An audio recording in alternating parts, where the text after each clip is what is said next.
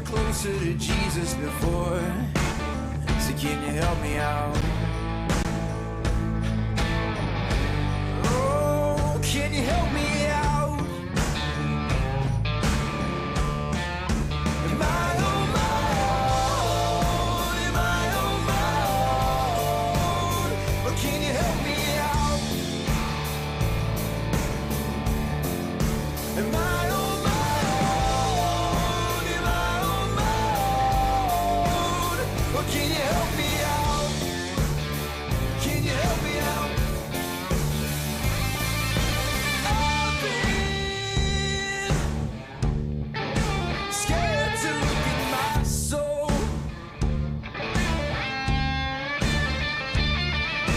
I've been afraid I would follow alone. Yeah, afraid of the things I've been told. It is Friday edition of Running Point on YSNLive.com. Ron Potesta with you. Yes, I am alive, albeit barely, after running not one, but two, count them, two 40-yard dashes, because I was frankly embarrassed with the first one. I was very embarrassed with the first one. I had to run a second one, and the second one much better, still god-awful slow. If you want to see the carnage and the after 40 interview with DJ, go to YSNLive.com. I can just say right now it's not pretty. I did not run anywhere close to what I thought I was going to run. And yes, I am now every bit the soon-to-be 56 years old, and I need to lose weight. Anthony Hardwig is in studio, and you now have seen and cackled like a little schoolgirl too. You and DJ, and thanks a lot. I thought you were my friend. No, I'll give you credit because the second heat you cut your time. I don't think anyone would have expected you to cut your time as much as you did in the second heat. And I think I could cut my time even further because I saw something that I didn't like. I was running straight like this. Mm-hmm. Well, I mean, all the aerodynamics, all the wind was coming toward my fat face, so I should probably angle down a little bit. I think I can do a relatively decent time. I demand a third 40. Yes, I demand it. I demand a third 40, not today, because my God, my right hip right now is ready to explode. I didn't think that I could be in this much pain after running a 40-yard dash. Aren't you glad that you do the show sitting down for 3 hours? Yeah. Well, here's the thing: once the show is over and I've been sitting for a while, oh yeah, this is going to be tough getting up, but. Look, I mean, at the end of the day, it was fun. I had a great time with it, and I haven't run in 20 years, so there you go. But I demand a third one because here's the thing, and DJ's going to come in here now. He's going to talk smack because he ran a 5.1. Okay, you're like 40 years younger than me. Congratulations. You're 55? I'm going to be 56 in August. Okay, I'm 35, so 20 years. Okay, well, 40 years, whatever.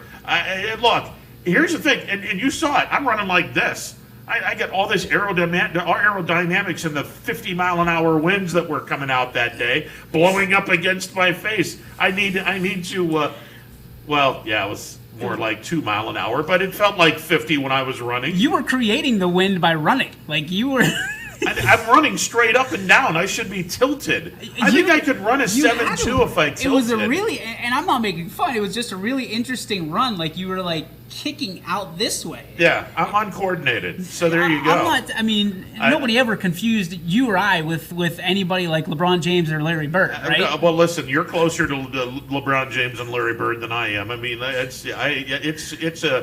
It is a miracle if I can walk, chew gum, and run at the same time. I was excited that you wanted round two. Like, that's a champion's mentality. Well, I didn't like the fact that I ran over 8 seconds in a 40. I mean, my God, that's embarrassing. It might be the funniest thing I've ever... Like, the way we put it together, I'm really proud of it. Yeah, We're probably going to get dinged on a copyright infringement with the Chariots of Fire, but when you walked away...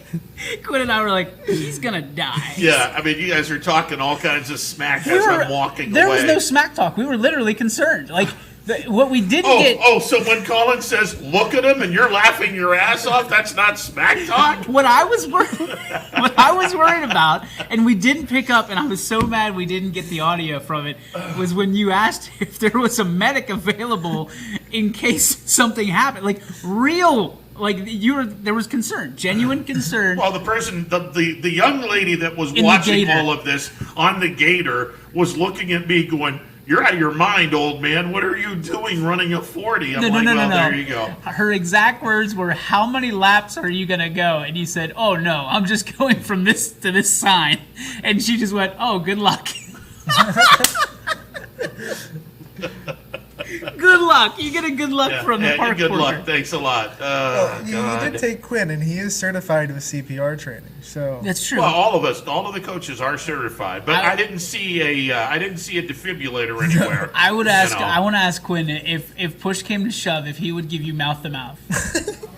That answer is no. The answer would be hell no. I wouldn't expect any of you guys to do that. You get the woman in the Gator to do that. No. I mean, there you go. I think Quinn, knowing Quinn as long as I've known him, he would look at you on the ground looking for air, and then he would look at me and like, "What do you want me to do?" What are you expecting? You're going to put a garden hose down my throat. Here you go. We would do compressions. We wouldn't let you die there. Oh, yeah. We would make sure that we did compressions until someone got there, and they actually say no mouth to mouth anymore. Listen, Amy Acton isn't available anymore, so I mean she could have come over to East Palestine. She ain't doing anything now. She could have very easily came over here to make sure that I didn't die. We're just all very proud of you, Ron, that you ran this. I mean, you did it like a champion. You really did. I had fun. And it was a fun thing to do. And who knew that this fat boy could run 40 yards anymore? But now, you know what you get to do? This is the fun part. Now you're on the other side of this. You get to say, you do it. Anybody that judges your time, you get to say, well, you do it.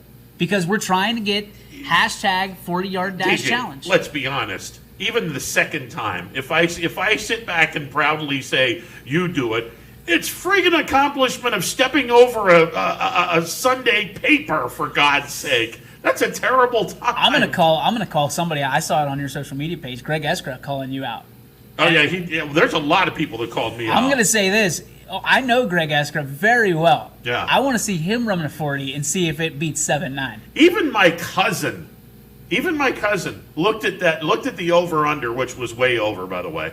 He looked at it and said, "Oh, way over. Are you kidding me? Get out of here with that." And I can't talk smack with him because he's an All-American offensive lineman, D3, Hobart. So I can't talk smack with him. We were talking 7 the other day, and then when you came up today and put it on social media that it was 6'5", I was like, who the hell changed it? 6'7" Or 6'7". 6'7". When you changed it to 6'7", I was like, who gave him a quarter of a second? I kind of wanted to, And then you guessed 6'7" Well, I wanted to go under. I mean, bet on yourself, man. Well, here's I the would have went. Would you put a 20 on 6'7"? Hell no. Hell no. I would have probably, if push comes to shove, I would have probably, because I think I put fictitious numbers up, that if I ran under, it would be plus 225. So a $100 bet, you'd get $225. If you ran over it, you'd have to go 125 to win 100. I would have probably put a crud load of money on the over if push come to shove, and just taken my money and go home. I mean, but then I would never tell you this to your face, but the real number was 8. So you beat it. You beat it, and you lost the first one. You beat the second one. So the real number for you was 8. So all right. And I think when thinking of it now, you should have told me that at the beginning. No, I'm not going to tell you Why that not? because I was just happy you survived the 40 yards. Like you made 41, and I was like, all right, we don't have to call our attorney. Well, hey, listen, I just did it a second time just to say that I could do it in under 8, and I swear, if I get another chance, I can get this to 7.5. Name it. Well, I can get this to 7.5. The redemption, the Ron Potesta redemption tour. I want a redemption. All right. Like 7.5 for anyone else would be. Well, we got more running on Tuesday, so and we might have a special guest in here too that might be able to be a time trial. Well, who? The former middleweight champion of the world. Oh, Pavlik will be able to do it in at least Well, 6. I just want him to time you. Hey, he'll and then do it talk in- smack. He'll do it in 6. Who do you think would win a race between him and Quinn? Oh, Pavlik would smoke him. I know. Who do you think would win a race between me and Kelly? That's close. Yep. That would be. It depends on. It depends on whether Kelly really wants to get involved in this or not. Now I'm going to tell you, I'm going to run my 40. I'm just going to keep on running like Forrest Gump out the front yard because I'm not going to let him catch me because he's not a happy loser. So I'm just going to keep on going. So if we do this at the school, I'm just right out the door. So. All right. Hey, listen, we got John Vargo coming up at 12:15, and we do actually have an interesting story. Robert Morris is going to be joining the Horizon League as early as 2021 this year. And if that's the case, boy, that's some great news for Youngstown State, great news for Cleveland State. Now the corridor, the I-76 corridor, is now all Horizon League, and a great rivalry brewing for YSU and Robert Morris. That's good stuff. We talk about it again for area athletes. Outstanding, because you don't have to go far to view the games if they go from their high school to YSU or Cleveland State and now Robert Morris. And also the owners have laid down one more proposal for the players, 72-game season. The prorated salaries would be anywhere from 80 to 85%. Who knows what the players are going to do, but from what I understand, they have about 4 or 5 days, and then Commissioner Manfred is going to say, okay, you guys are done. This is what we're going to do, and this is how we're going to play ball, and that's it. He was interesting the other night when he dropped the hammer that he guarantees we're going to play baseball. Well, he guarantees it because he's already said if these two don't come up with an agreement, I'm going to make I'm going to make my ruling, and everyone's going to have to live with it. And of course, if the union doesn't like it, they'll file a grievance and whatever. I feel, with all the leadership that he's had so far, I feel real good about that. You've made me hate him, by the way. You have made me hate this guy. I will tell you right now what Rob Manfred will do. Rob Manfred will essentially sit back and say, this is now going to be a 52-game season. Players get 100% of their salary, and it's just 52 games. And that'll be it. So if I'm the MLB Players Association and I'm looking at 72 games, 80 to 85% prorated salaries, I'm probably taking that. Doesn't he work for the owners? He works for the owners. So it's going to be pro owners. It's not going to be pro players. Well, he has to have 100% for the players. 100% of their salary? The 100% will have to be in play. If Manfred wants to keep his job, 100% will have to be in play. Why would he have to keep his job through the players? Because the players would have a serious case on their hands if they filed a grievance with an independent arbiter. Don't all the players hate Roger Goodell in the NFL? Like, doesn't yeah, but everybody hate? This decision is just a slam dunk. I mean, it's you would have to give the players their 100%. He is in a lose-lose situation right now. He is. And I'm happy about that. Major League Baseball's in a lose-lose situation. Major League right Baseball's now. in a win-win because they can pin it on Manfred and then go find somebody else, find their knight in shining armor. Yeah, but you guys know as well as I do that the owners are not going to replace him unless he pisses off the owners. And what do you think's going to happen if he's paying 100% of their salaries for 52 games? Maybe. That would piss me off. Well, I mean, the owners had already said, we can give you 50 games 100%. And the players are like, no, we want more. More what? More games. We want more games than 50. 50 games is... you might as well not even play the damn year. Right. It's, and I told everyone, last year the Nationals were 19 and 31 after 50 games. They won the World Series. Mm-hmm. I mean, it's going to count, okay, but oh. Well, there's one thing I know for certain: the Pirates are eliminated from the playoffs already. Without Archer, they are unofficially eliminated from the playoffs. You didn't say that when Greg Brown was on the air, though. No, I think he never would have agreed with that because he he works. He gets the check. He knows where his bread's buttered. And he probably would have never wanted to appear on YSN again. You're a wise man. Yeah, I mean, after Archer went, I mean, there's no tie on. Like, we're gonna be duct tape and chicken wire, and it's not gonna be good. But I did like our draft. I did love our draft. Yeah, we're going to talk a little bit about the draft. I thought that Gonzalez was a damn good pick by the Pirates. And, Let's go. I'll tell you what, as much grief as I give Keith Law, his first 15 picks, he had 8 of them right. That's not bad. And there weren't a lot of people that had any of them right. Like, they kept going about it on MLB TV. Yeah. They were just annihilating themselves. Passan, actually, we talked about it yesterday. He went and he kind of said to the fan, well, you don't even know who these guys are.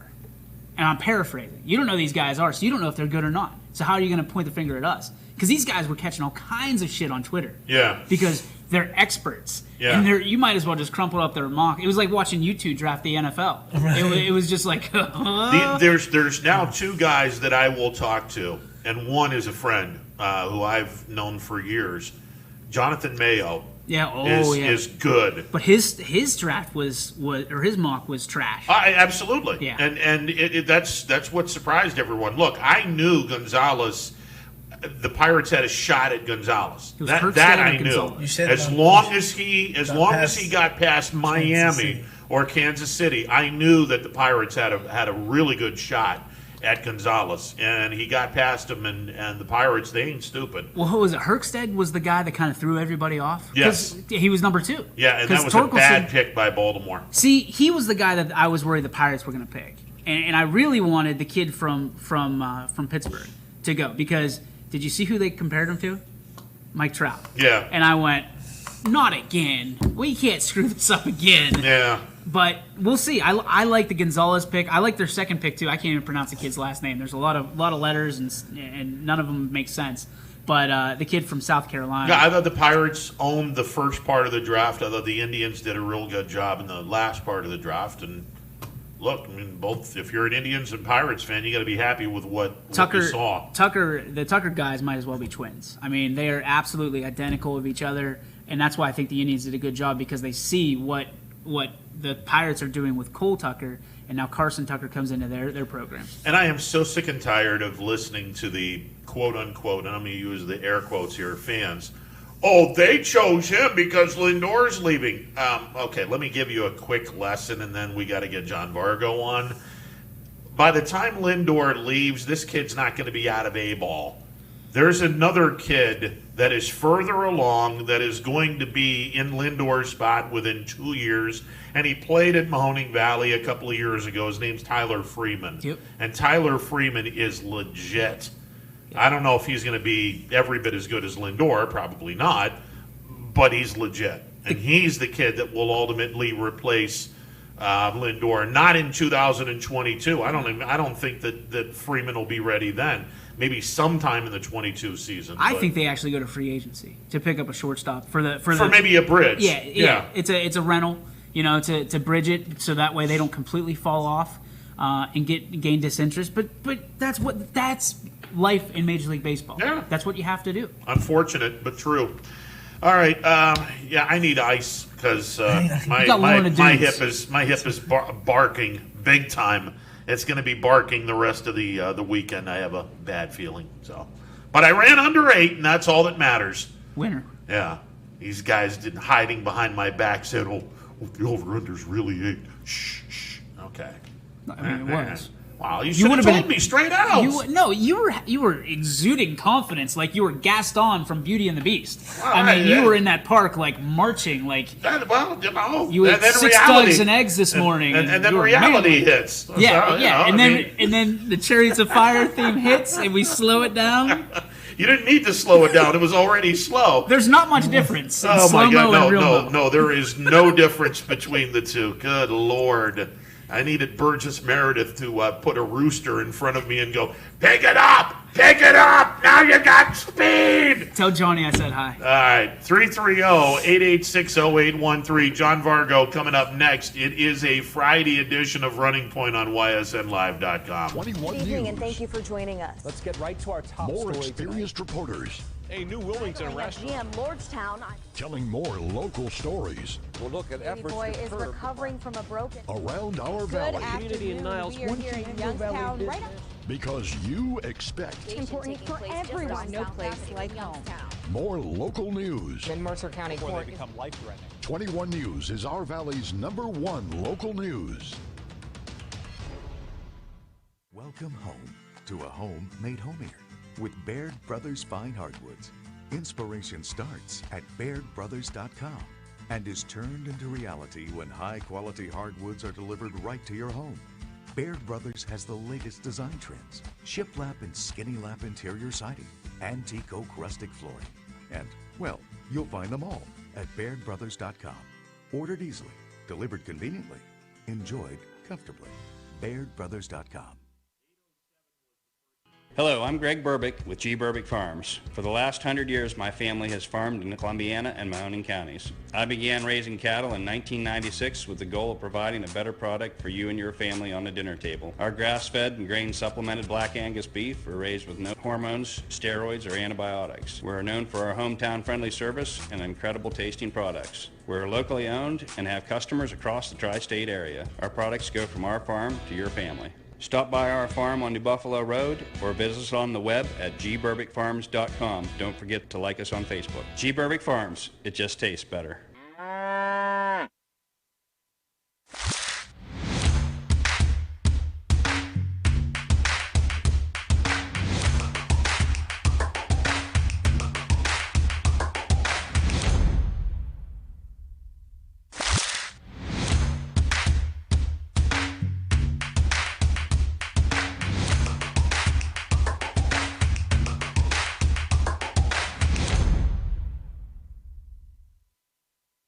Welcome back to a Friday edition of Running Points on YSNLive.com. Ron Potesta with you, alongside Anthony Hartwig, and we are joined by Vindicator/Tribune Chronicle sports writer John Vargo. He joins us on the YSN hotline. John, how goes it, sir? Doing well, Ron. How are you? I'm sore, but we'll live. And I understand that you're getting your walk in as we speak right now.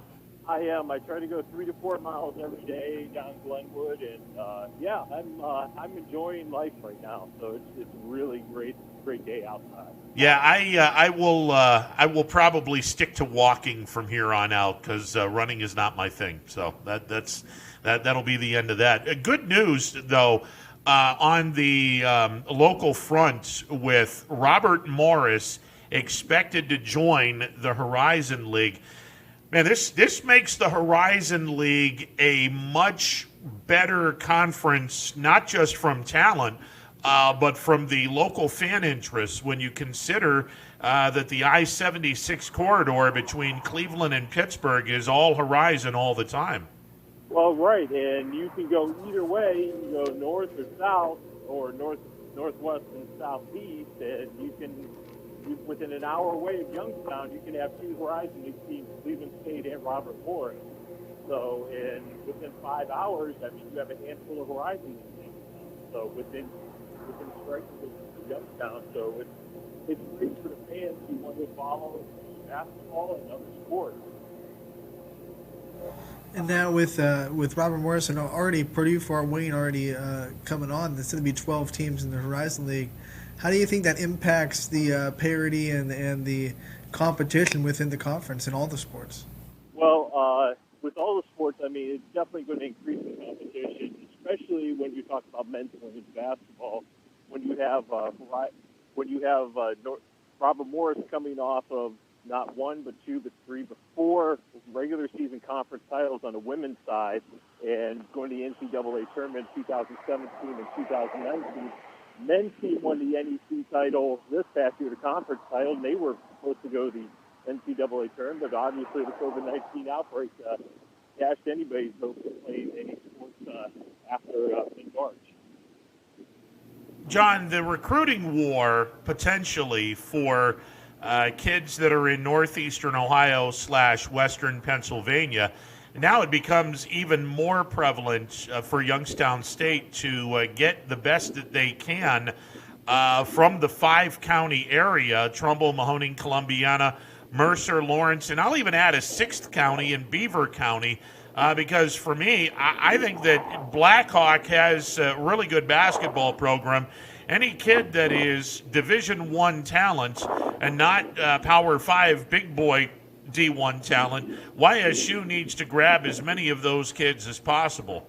Well, obviously, Ron, you have on the women's side, you have Maggie also.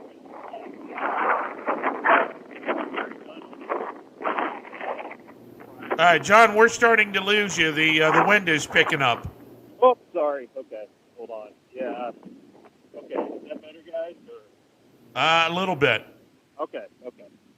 Yeah, I'll just see if I can stop here. So, yeah. So, okay. Much clearer? Much clearer, sir. Much clearer. Good. So, but yeah, it's a great move for these guys. So I can't stress enough how much this is really a great move. Not only have Robert Morris, but IPFW in here too. It's the strength in the league, and having a 12-team league gives it a little more relevance than a lower Division I major.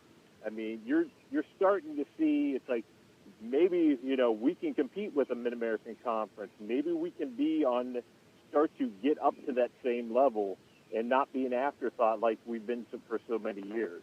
And get back to the years where there was Butler, and if you remember when Milwaukee was great back in the 2000s, in Valparaiso, and gave them name recognition for this league, especially for the men's basketball. I mean, have more of a presence, with the IPFW, Robert Morris. Robert Morris has had, beating the NEC, they've been the big fish in there. Now they're coming in there, especially in women's basketball.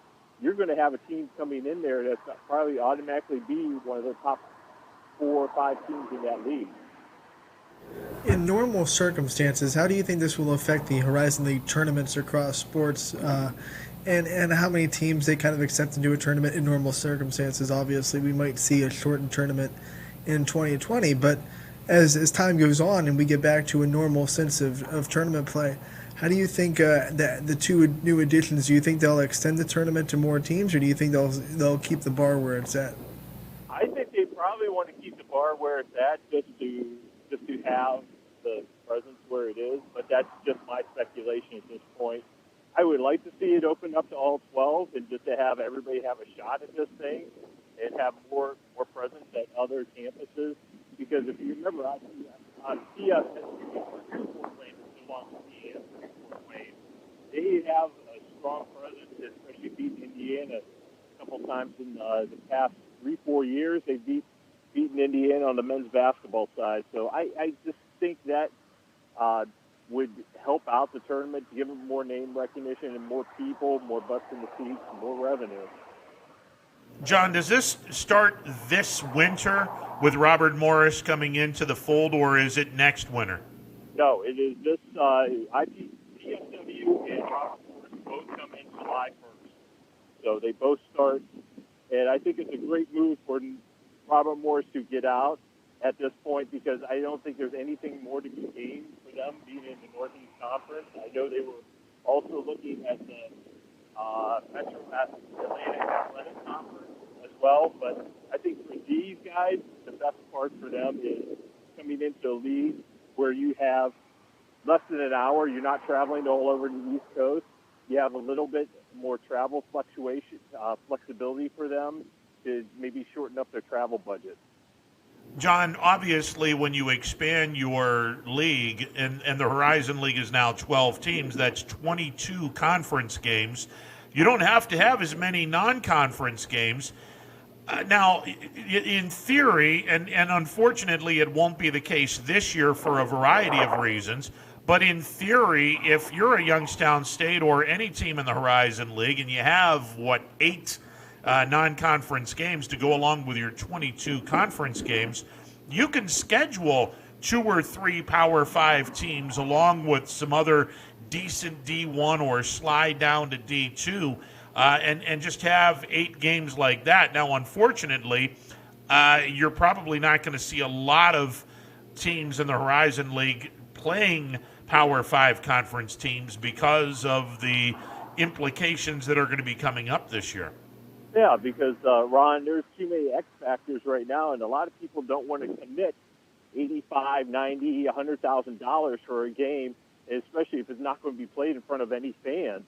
Because if you know, when men's basketball that first year they played 3 or 4 Power 5 opponents or pay opponents, and they got close to $300,000 that first year, and it's just not going to be the case this year because there's a lot of teams that are not willing to ante up the money. I mean, if you're not in Ohio State where you're still going to take a hit, but you still have funds available for things like this, maybe you don't even want to pay out, to save your budget as well. So, I mean, a lot of these schools are going to be rethinking of where they need to make cuts, and this might be one of them, paying out to lower Division I teams to have them play those pay games. Do you think there's any chance that expanding the Horizon League to more teams, playing devil's advocate here, not saying I agree with this, but it might water down the conference because now there's more parity and you're not going to see the dominant teams anymore?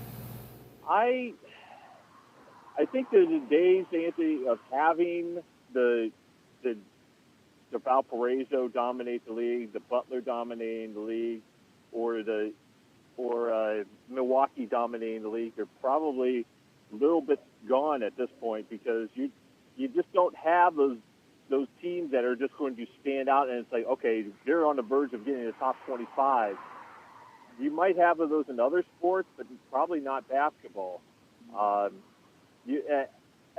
I have to say I digress. But with the Green Bay women, on a normal year, they are a top 25 team. But you have more variety and more competition. And frankly, if you see it in the Mid-American Conference, sometimes with that competition, and especially that grind night in, night out, makes you a better team. Yes, you might not have a team that comes out as a, 25, 27 win team, but they still might be around 19 to 21 wins, and they're still a formidable opponent, especially if they get in the tournament, they're going to be a hard out. John, before we let you go, I mean, obviously the YSU men and women expectations are pretty high for both programs. You include Robert Morris, the league becomes that much more difficult. Are the expectations as high as you had them 24 hours ago? Yeah, I'm going to say 21 wins for YSU. I'm going to say it. As long as Quisenberry comes back, 21 wins for YSU. I'm going to stick to that. So it's like because you're at VCU this year. They're finishing out their 3-game series with West Virginia near Christmas. So they have those 2 games right there, and then they're going to have a 3-game tournament out there with Eastern Michigan, Niagara, and SIU. I want to say Edwinsville. I know it's one of the SIU campuses. So that will bring in a lot. That should help YSU maybe sell basketball when it's not late January and February, to maybe get fans a little more acclimated to college basketball right after Thanksgiving.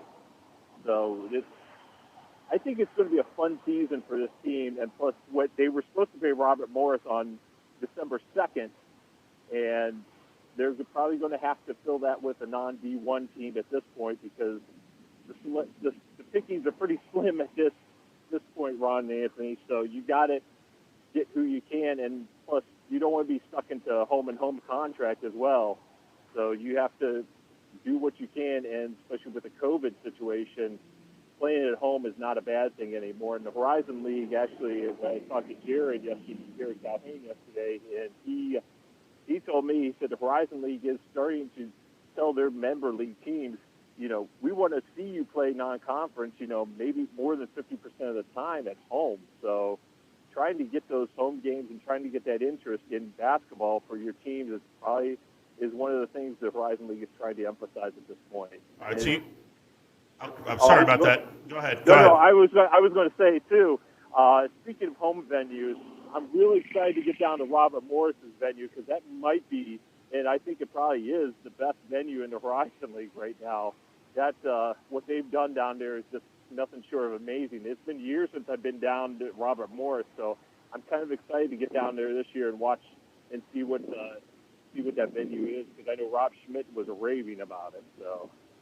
You have the guys winning 21 games, and the last time we talked, Mary Dunn was not officially back for her senior year as a member of the YSU women's basketball program, and last week the NCAA officially gave Mary Dunn her 5th year, so she will have her senior year at YSU this year. Man, that makes the YSU Penguins that much tougher. Do you got a win total for the YSU women? I would like to say probably around 18, 19 wins for them because it's going to be a much tougher road, especially in conference with Robert Morrison on board because that is a tough women's team. You also have Daniel Vulovich from Western Reserve. She is verbally committed to Robert Morris at this point. So it's a very, very good program down there, and YSU has had their fair share of struggles against them in recent years. But I have to say, with Mary Dunn, Jen Wendler, Emma Van Zanten coming back there, you have 6'4", 6'3", 6'2" in the post for this coming year, with Jen Wendler having good experience coming in having a year as a freshman. My gosh, I think it could be a very dominant post for YSU, especially the way John wants to play in the post. I'm pretty excited to watch the women's team this year as well because I think both men's and women's for YSU could have really good years and both vie for conference titles. When was the last time that the men and the women were good at the same time? I mean, I got to go. I mean, the last time. 98. Yeah, I mean, Dan Peters in his last years at YSU. Right, I would say 97, 98. Although you can go back to where Jerry Slocum, he had that 3-year run.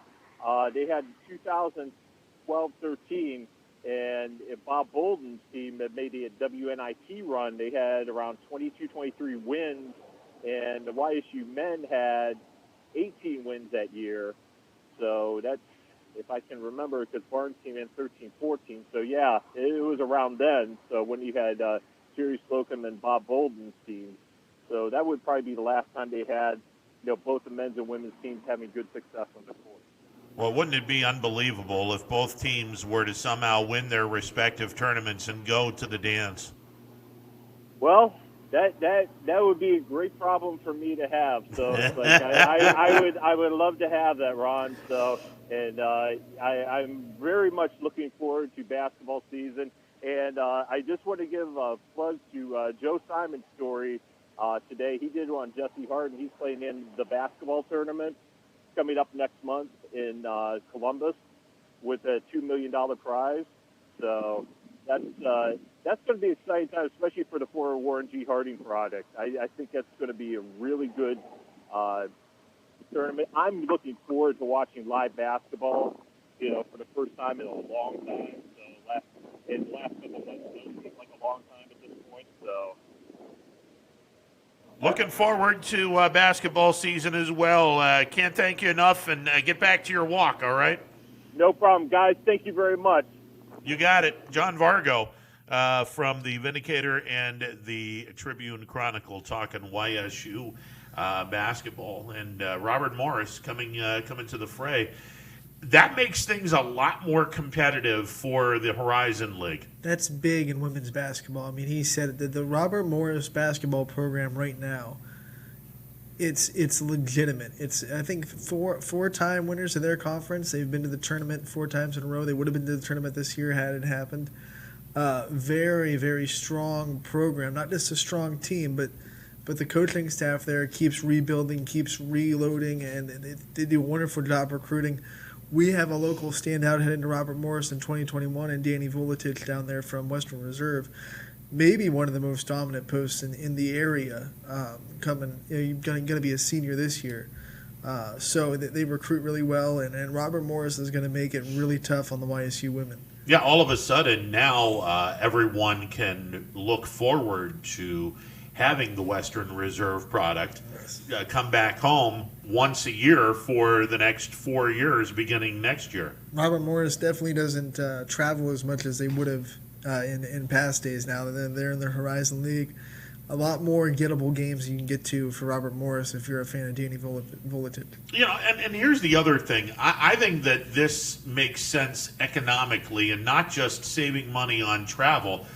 Beagley and the facilities in Coriopolis are going to be big time. When Youngstown State plays Robert Morris, especially if YSU's men's team and women's team are as good as advertised, Penguin Nation will go into Moon Township, Coriopolis, whatever the hell they want to call the area, and invade Robert Morris, and that's good news for them. On the flip side, Robert Morris fans, they're going to come out of the woodwork to come to Youngstown because it isn't that far of a drive. I mean, you go down 14 and you're turning into 376, and it's not that far of a drive. And when now the YSU women are thanking their lucky stars that they got Mary Dunn back, because how cool is it? They got that news last week, and then not a week later, the news broke out that Robert Morris was coming into the league. So not only did the league get tougher, but now YSU, without Mary Dunn, competing with Robert Morris gets that much harder. So no question. And for Mary Dunn, she comes from outside of Washington, PA, right, which is a stone throw away from Robert Morris. So kudos to YSU for recruiting her under the nose of the Robert Morris program, and then Robert Morris now returning the favor 5 years later by recruiting a Valley product under the nose of YSU. And you can expect more of that now that Robert Morris is in the Horizon. I mean, they got Danny from YSU was pretty interested, and Cleveland State was also pretty interested in Danny Vuletic too. So they got her from both those people, and now they're going to play them both twice a year. So that's going to be really exciting. Yeah, this is great news all the way around. I'm going to have to look and see if Robert Morris has a baseball program because that's going to be really good news for the YSU baseball program. And they're joining the Horizon League as a full-time, full-fledged program, except for football, because the Horizon League does not have a football league. And that will be a good get for the Horizon League. And again, this starts July the 1st, so they're going to be up and running along with Purdue Fort Wayne to make it an even 12-team conference in all sports. But we're certainly looking forward to the basketball end of it, and maybe we can get Dan Bertolini on to talk a little bit about the baseball end of this as well. We're with you until 3 o'clock. It is a phone-in Friday edition of Running Point. Looking on their website, they don't have a baseball program. Okay, well, there you go. I didn't know if they had one or not, so that's... We do have ice hockey, though. Well, unfortunately, I mean, I can count on one hand the amount of teams in the Horizon that have an ice hockey team. YSU has a club, right? Not a school-affiliated sport, but they do have the ice hockey club, I think. You would think, given our nickname, you would think that we would want to have a hockey team. Since our football stadium is called the Ice Castle. Yeah, it's the Ice Castle. I mean, you would think we would want to have a hockey team, although the people in Pittsburgh may not be happy if we have a hockey team because, we can sit back and go, what time are the Penguins on? Well, which one? You got YSU and you got the big boys in Pittsburgh. Hey, by the way, the Charles Schwab Challenge is going on right now at the Colonial Country Club in Fort Worth. My boy Webb, he's struggling, man. I think every week we're gonna have a pick, and when I pick someone, just know to pick the exact opposite because Webb is tanking. Well, I'm looking right now, and I'm scrolling way the hell down this list, and scrolling and scrolling and scrolling. He is. Let's tied for 91st or something like that. Let's just say that he's not going to make the cuts, and we'll go from there. No, he's actually a lot further down the road now. Last I checked, he was 1 over in round 2 because he finished round 1 at 3 over, and through like 5 holes, he went 2 under in round 2. I'm looking. I'm looking right now, and I honest to God, I don't even see his name. This is wow. This is horrible. His putting was so bad yesterday, and he's one of the best putters on the tour. And it's like he forgot to putt in the 3 months quarantine. Where the heck is his name? I don't even see his name right now. Webb is his last name, right? No, Webb's his first name. Oh, what's his last name? Webb Simpson. Oh, okay. Hang on a second. Now that makes a big difference. All right, he's even.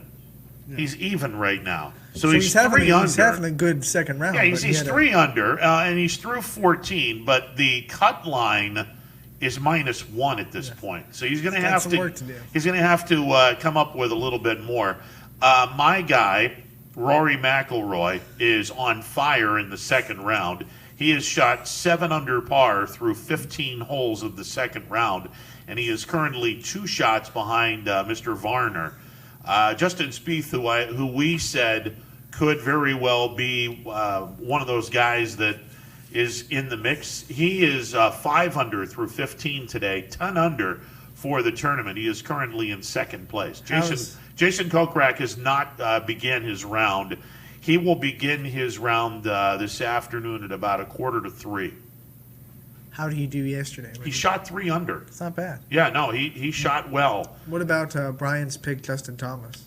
Justin Thomas is currently sitting at 8 under. Wow. He is in 6th place. He's 2 under for the day through 16. I'm not a golf expert, people. So when I make a pick on golf, I'm gonna do a service to you guys. Bet against that person. And that's gonna be the weekly fade that pick from Anthony. Listen, all I know is if I would have taken Spieth, McIlroy, and Kokrak, I'd actually be in pretty decent shape. Yeah. Right now. I mean, Spieth is in second, McIlroy's tied for third, and Kokrak is not even on the course, and he's tied for 36th. Well, that's not bad. Not bad. Not bad at all. All right, we're going to take a timeout. I really do need to ice my hip or something. My God. Again, if you want to see the carnage of me running a 40. Yeah, go to ysnlive.com. It's there, and feel free to laugh because, well, it's funny, especially the way they doctored the tape. Good stuff. All right, 330-886-0813. It is a phone-in Friday edition of Running Points with you till 3 o'clock on ysnlive.com. Ah, the details. Baird Brothers Fine Hardwoods is one fine ride. Perfect cornering, superb handling, sporty and stylish, power to spare, plus awesome mileage. Yeah, jaw-droppingly beautiful lines and well appointed with luxurious trim. Put more oomph in your life and start beholding the molding. Find your home's fine hardwood at BairdBrothers.com.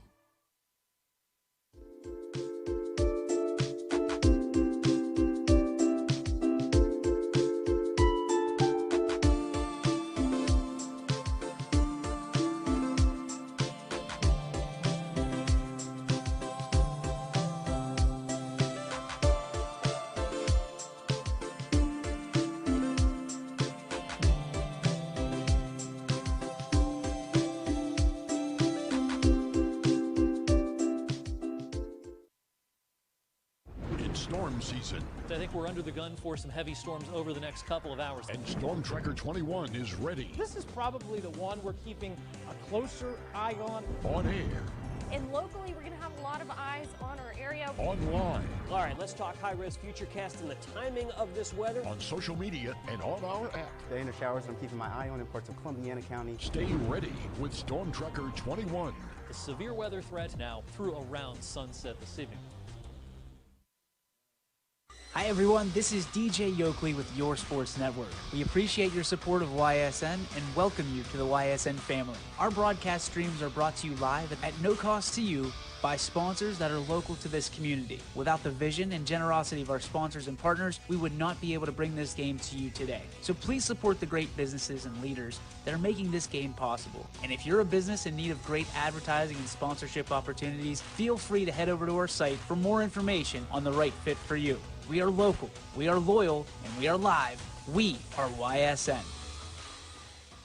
It's a phone-in Friday edition of Running Points on YSNLive.com. Ron Potesta with you alongside Anthony Hardwig. Number to call, 330-886-0813. That's 330-886-0813. I'm umpiring all weekend. Starting tonight, I have an 11U game. I'm doing an 11U game at Pemberton tonight. 4 11U games at Austintown tomorrow. I'm going to be there all day, 11, 1, 3, and 5. And then I got my B-League games. 6 o'clock tonight at the main field in Pemberton. Are you doing the Kingfish game? What's that? Are you doing the Kingfish game? I'm not sure which game it is. It's on the main field at Pemberton. We're doing Kingfish Glaciers tonight, 6 o'clock at Pemberton.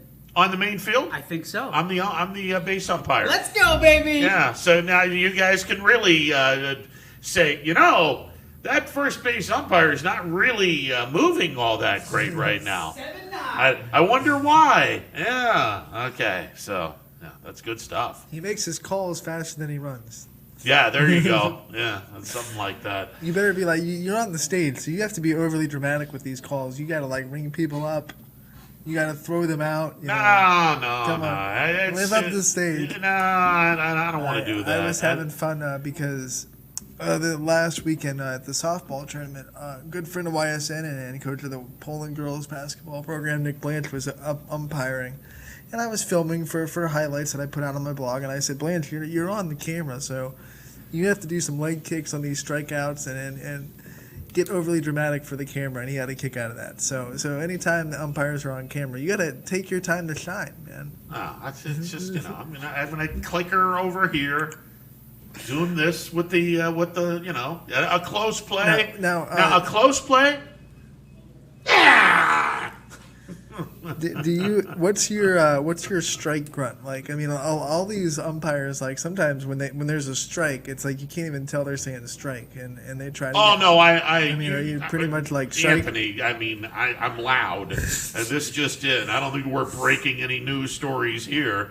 I won't be overly loud like who's the home plate umpire that screams the strike. I don't need to do that. But people will hear me say, huh. Yeah.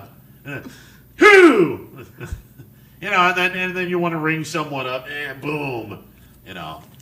You got to do that. So there's a couple of umpires that, you're standing, and this is something that I have to learn. Next year, hopefully, knock on wood, we kick COVID to the curb once and for all, and next year everyone's back behind home plate and not behind the pitcher's mound, which is what I'm going to be doing all summer long. When you're behind the plate, you're supposed to be standing straight and keeping your feet straight and let the equipment do its job. So if a foul ball comes off your chest protector, you're standing there like the Rock of Gibraltar and not doing one of these things. And let the ball hit your chest protector because that's what it's for. But on strikeouts, there are umpires that will turn their back, and do something like that. Yeah. So hey, that's cool. I don't want to over dramatize anything, but now that I know that these guys are covering the game, maybe one time on a bang bang play we'll put a little more emphasis. Let's do it. Yeah, we'll see. It should never be about the umpires. No, that's why, umpires are like offensive linemen. You should only notice them when they're not doing their job. Exactly. If the left tackle has done their Olay, the Olay move, allowing the defender to go right past him and get a blindside hit on the quarterback, yeah, you're gonna wind up screwing up the play. Yep. So, yeah, I look forward to it. 11U. That's right now. That's my speed. Then let's just go in a little. I haven't umpired in a while. Get your feet wet. You got to get your feet wet. So I have a game tonight, and I have 4 games on Saturday. So I'll be a base umpire all day on Saturday. Then you start Class B on. And I start Class B on Sunday. What division are you doing on Sunday? 14U. Okay. Yeah, I'm doing 14U. So should be fun. I think we're on Scene 2 Sunday. So it should be. DJ will be doing the games on Scene 2. So yeah, great. He gets to critique me tonight and go back at me on Sunday. Great, good stuff. Good stuff. All right, I'll give him something to talk about though. So there you go. All right, 330-886-0813. Speaking of something to talk about, last night was the finale of the Major League Baseball draft, and again, just 5 rounds, which I'm not happy with it in any way, shape, or form. I don't like the 5-round format. I understand why you're doing a 5-round format. I just don't. I'm not happy with it. I'm not happy with it, but I understand why they're doing it. I thought the Indians did a pretty nice job. Especially toward the back end of the 2020 Major League Baseball draft. The first pick, Carson Tucker. I think he has just as high a ceiling as his brother Cole, and Cole is in the bigs. We'll see what happens there. Tanner Burns from Auburn. I like this kid. He has some potential. He has some potential, and Logan Allen, another Logan Allen in the Indians farm system, and this Logan Allen is a ways away from the major leagues than the other Logan Allen. I think he has some potential. He's not a overly great pitcher, but he does have 3 pitches that are average to slightly above average, so that's not bad. And we washed over it before. I think the main thing, because this draft probably got a lot more eyes on it than a normal MLB draft does, because when it is, there aren't any sports really going on right now. I think more, and it was more, more localized. I think more people probably watch this MLB draft than people have watched in a while. You can't watch the MLB draft like you watch the other sports drafts. These guys are not filling the team's major league teams' needs right now. You know what I'm saying? They're good. They're probably not going to see the major leagues for, if they do, they're not going to see them for at least 2 or 3 years. The most of them. So you can't watch like we talked about the Indians fans that were mad that they drafted a shortstop. They're not going to replace Francisco Lindor in the draft. No, this is not happening. No, I mean they're going to replace Francisco Lindor with someone a lot further along the food chain of the farm system. In every other sport, you replace the guys that you know you're going to get rid of in the draft. Sure. And I think the casual fan can't turn that kind of way of thinking off when they watch a baseball draft. You got to watch it differently. Yeah, and one of the reasons why the MLB draft may not be a must-see commodity is the very fact of what we're talking about. Unfortunately, you got some high school kids that are drafted. Well, look, I mean, unless you're living in the state of Florida or the state of Arizona or whichever state the kid is playing his high school ball, you're not going to see this kid. You're unless you're really deep into baseball. Yeah, unless you're really deep, absolutely. You can follow the scouts, and they have videos of it on Twitter and everything like that. But if you're not if you don't look for it, you're not going to see it. Exactly. And then, with the colleges, these kids are taken out of college. And again, none of these kids are going to immediately help the program in 2020. They're not even going to help the program in 2021. I'm pretty sure I'm going to be able to count on one hand the amount of talent in this entire draft that is going to be playing Major League Baseball at some point in time in 2020 or 2021. That's just how the draft is run. It's not instant gratification like the NFL and the NBA draft. It's the Major League Baseball and the National Hockey League have farm systems where the NBA and the NFL don't have farm systems. And you see the major difference between the two leagues that don't have a farm system and the draft picks are supposed to immediately help your team. Everyone's going to look at that draft, and they should look at that draft as something that is more tangible because you're going to be able to see that product immediately. Where in the NHL and the Major League Baseball draft, you're not going to see this product immediately. You're just not. Just not, and you're not going to be able to. I don't even know. You might not even remember some of these names when they pop up on your team. Oh, we drafted this guy 5 years ago. I don't. I kind of remember him a little bit, but I don't. It's just that you're not gonna, unless you're looking, you're not gonna see these guys for a while. And the other thing that makes baseball so different than any other sport, except for hockey, because again, hockey has a farm system, especially when you're drafting a kid out of high school, and you're telling this kid, all right, you're going to have to get rid of your aluminum bat. I don't care if it's a composite bat.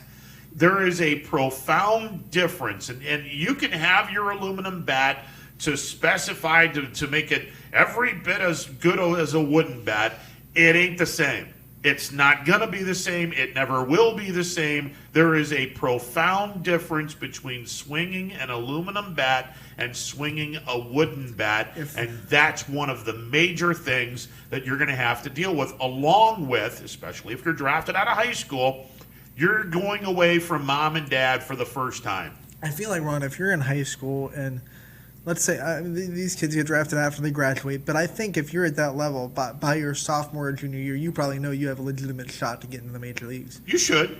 At least to be drafted. You probably start working on your wooden bat swings in your off season or whatever you can do to try to strengthen that. That way when they draft you, you're not like holding a wooden bat for the first time in your life. Here's the thing, and maybe this is unpopular, but I think it's forward thinking. If I'm, and clearly running a 7.9 does not make me a prospect in any way, shape, or form.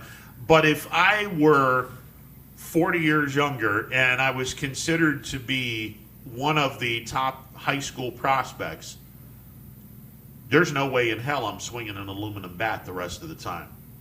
I'm looking at the coach and saying, hey, look, okay, you guys want me to swing an aluminum bat. I'm not doing it. Well, it's not the coach. I mean, the OHSAA says if you're in high school, you're swinging it. You can't go in a high school game and use a wooden bat. Why not? It's against regulations. Like the OHSAA, there's specific guidelines to the bats they can use. I don't think high schoolers can just decide that they want to use a wooden bat. I would think because of the fact the wooden bat doesn't travel as far as the aluminum bat, I would think if the guy wants to use a wooden bat and it's a tad bit lower than a composite aluminum bat, everyone should be fine with that. For me, the point of this would be, hey, look, if I'm 16, 17, 18 years of age and I'm trying to get ready for my future, I ain't swinging this piece of crap, the aluminum bat, because I'm not going to use this aluminum bat when I'm going into pro baseball. So why should I use this now? I'll have to look into that. I don't know if you're even allowed to use a wooden bat if you wanted to in high school. Yeah, obviously, if you're not allowed to, then you got to use an aluminum bat. But if you're allowed to swing a wooden bat, if I'm a top prospect, I'm not swinging an aluminum bat. I'm going to swing a wooden bat, and I'm going to give the scouts something to look at. Even if you can't swing it in a game, you should be, every time you're taking swings on your off time, you should be using a wooden bat. Anytime you're gonna go in and playing in summer, you should be using a wooden bat. Try to find wooden bat leagues. Anything you can to kind of make that transition a little bit easier. Because if your mechanics are right, then it's not going to take you too long to kind of switch over. Exactly. Especially if you're at that level and your mechanics are right. And that's one of the reasons why I love the B League for the 18U. You're not swinging an aluminum bat. Hell no, you're swinging a wooden bat. And I'm good with that. I think that's a fantastic idea by Scott Rourke and the gang at B League for the 18Us. Again, if I'm one of the top prospects and I'm supposed to be drafted, I don't want to swing an aluminum bat. You're not going to when you get to the pros. And the other thing is that wooden bat won't hurt your aluminum bat swing. Like the vice versa, if you're just swinging an aluminum bat, it'll hurt your wooden bat swing, but it won't do the opposite. So the college coaches that have these kids, and let's say they don't get drafted, they go to college, they can go right back to swinging an aluminum bat in college, and it's not going to affect them. Exactly. And again, this is just a pet peeve of mine, and I understand it won't happen because the governing bodies of baseball in the lower levels don't see this. I have no use for an aluminum bat, none whatsoever. I understand the reason why you have an aluminum bat, because a lot of the high school kids would wind up breaking a ton of wooden bats. I understand that, but I think if someone has the choice, we would have to do some investigating on this, because off the top of my head, I don't know if the OHSAA would allow a kid to use a wooden bat. But I've certainly never seen someone do it. Well, no, because you have a much better, a better bat that can, if you hit the ball in the sweet spot, goes further. Yeah. So why would you use a wooden bat? Except if I'm considered to be a top prospect for the upcoming draft, I don't want to use an aluminum bat. I want to show the scouts that I can hit with a bat that I'm going to have to use when I turn my high school uniform in and go pro. I mean, it just makes sense. But that's just me. It's, I think that I would love to see colleges use wooden bats. If you want to cut it off at high school, that's great. I'd love to see colleges use wooden bats instead of aluminum bats. And I kind of have a soft spot for the scouts. Now, way back when they didn't have any restrictions on the aluminum bats, and you had 25 to 21 softball beer league tournament games where everything was just home run city left and right. Who was it? One kid hit 6 home runs in 2 games. Right. I'm like, what is this? I would much rather have colleges swinging wooden bats. And if it's just D1 colleges swinging wooden bats, then so be it. But I'd love to hear Bertolini's response to that. Maybe we'll get him on here at some point today. Yeah, I'd be really fascinated with his thoughts on wooden bats in college, and if it only adheres to the small percentage of the kids in college that are going to be drafted, or if it would benefit everyone no matter what their level. I mean, will it benefit the kid that is good enough to play in a Division I college but not good enough to get to the major leagues? Will it benefit him as much as it'll benefit the small percentage of kids that are going to get drafted and have a legitimate shot at playing in the pros? No, I just think that it makes a lot of sense, especially if you're in D1. I think it makes an awful lot of sense if you were to sit back and say, okay, we're going to have you guys swinging a wooden stick. Now, not all of you are going to be drafted, but some of you have a really good chance at being drafted. Now, obviously, with the draft no longer at 40 rounds, and they want to cut it starting next year in half to 20 rounds, and this year there was just 5 rounds, your chances are even more remote. But there are some D1 players that will be drafted, whether it be a 5 or a 20-round draft pick, or a 20-round draft. There are going to be a lot of college kids that are going to be drafted. I just think it's a great idea if all D1 players swung wooden bats. Right. I think it would be a win-win, especially for the smaller bat companies like Saber Bat, which is located just outside of Canton. That's a fantastic company, and I'd love to see them get some more work. Yeah, and like I said, as long as it's a decision where you're not catering to the small percentage, and it would, you can legitimately say it would benefit everyone in college to swing a wooden bat, and you think it would raise the level of the game, then I'm all for it. 330-886-0813. That is the number to call. We are with you until 3 o'clock, and it is a phone-in Friday as we are talking baseball. If you want to jump on the phone and And I'm assuming that a lot of people have already seen the carnage on YSNLive.com. Me running a 40, which might be the funniest thing that you'll see all weekend. If you want to call in and talk about how slow I am, that would be acceptable. Hey, listen, I deserve to get all of the trash talk right now because, well, let's face it, I said that I would run under 7. I said 6.74, and 7.9 is nowhere near 6.74. So, it was a lot harder than I thought it was going to be. But give this man respect because he ran one that he wasn't happy with. He ran a second one, and he cut his time down under 8. So, trash talk him, but I think a lot of people, if they ran 1.8, they'd just be like, I'm not going to embarrass myself any further. I'm just going to pack it in. And you didn't. No, I wanted to get under 8s, and now that it's 7.9 is kind of disturbing to me. And plus the fact that I was running straight up instead of at an angle, I think that I could probably go. I don't want to. I'm not going to say 7.5. I think 7.75 is something that I think I can do. Now I still want to see if you. I mean, it's reported that Paul Munson ran under 7. We haven't seen video evidence of this though. I want to see I want to see video evidence of Paul Munson's run, and then I want to see him against you because I'm sure he kind of runs the same way. Well, I mean, look, anyone that is below 7.9, right. I mean, that's not exactly a high bar to climb. Our boy Scotty in his drag racing chair got a 14.3, so. I better cut my time down a little bit because I need to burst in. I need to cut my time down about 3 seconds. Doesn't he have like a motor? Yeah, he's got the power chair. Yeah. But I thought that I would have a little bit of an advantage if he had to kind of navigate the terrain of the parking lot. And he just went straight. He missed all the hard stuff. He went straight. Yeah. And if he goes straight, I'm toast.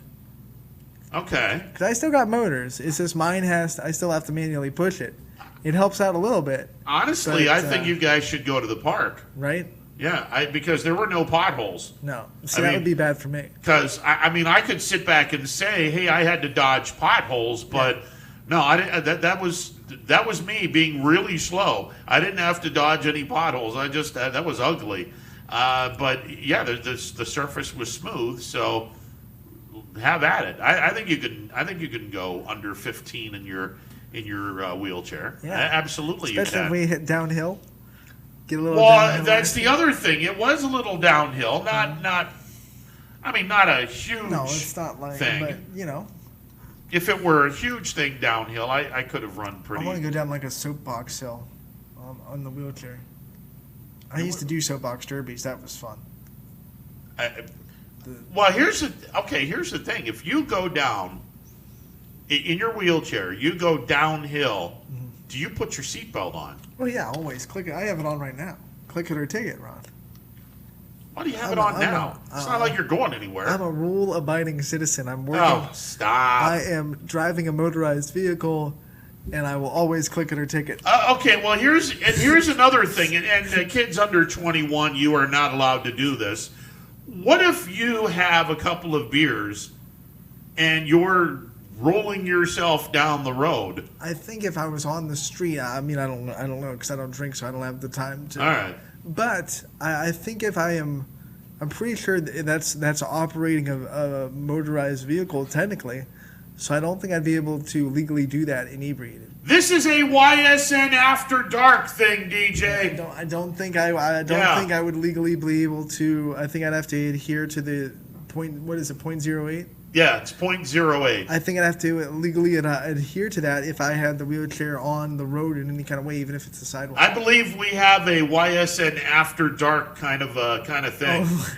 Yeah, because we're gonna figure this out. We gotta figure it out. Maybe we bring in an officer from the East Palestine Police Department and ask him, hey, if Anthony here decides to have a few, I wouldn't do it because like cocktails. If you're veering a little bit and you're on a sidewalk, it gets really dangerous. Yeah, but I mean, if I was in one of those things, I'd be veering anyway. Right. Because I mean, again, and help me out with this. If you're pushing just one hand, you're gonna turn. So if your one hand is a little bit more dominant than the other, then your chair is gonna go a little bit this way. I'm gonna be weaving without a Budweiser in me, for God's sake.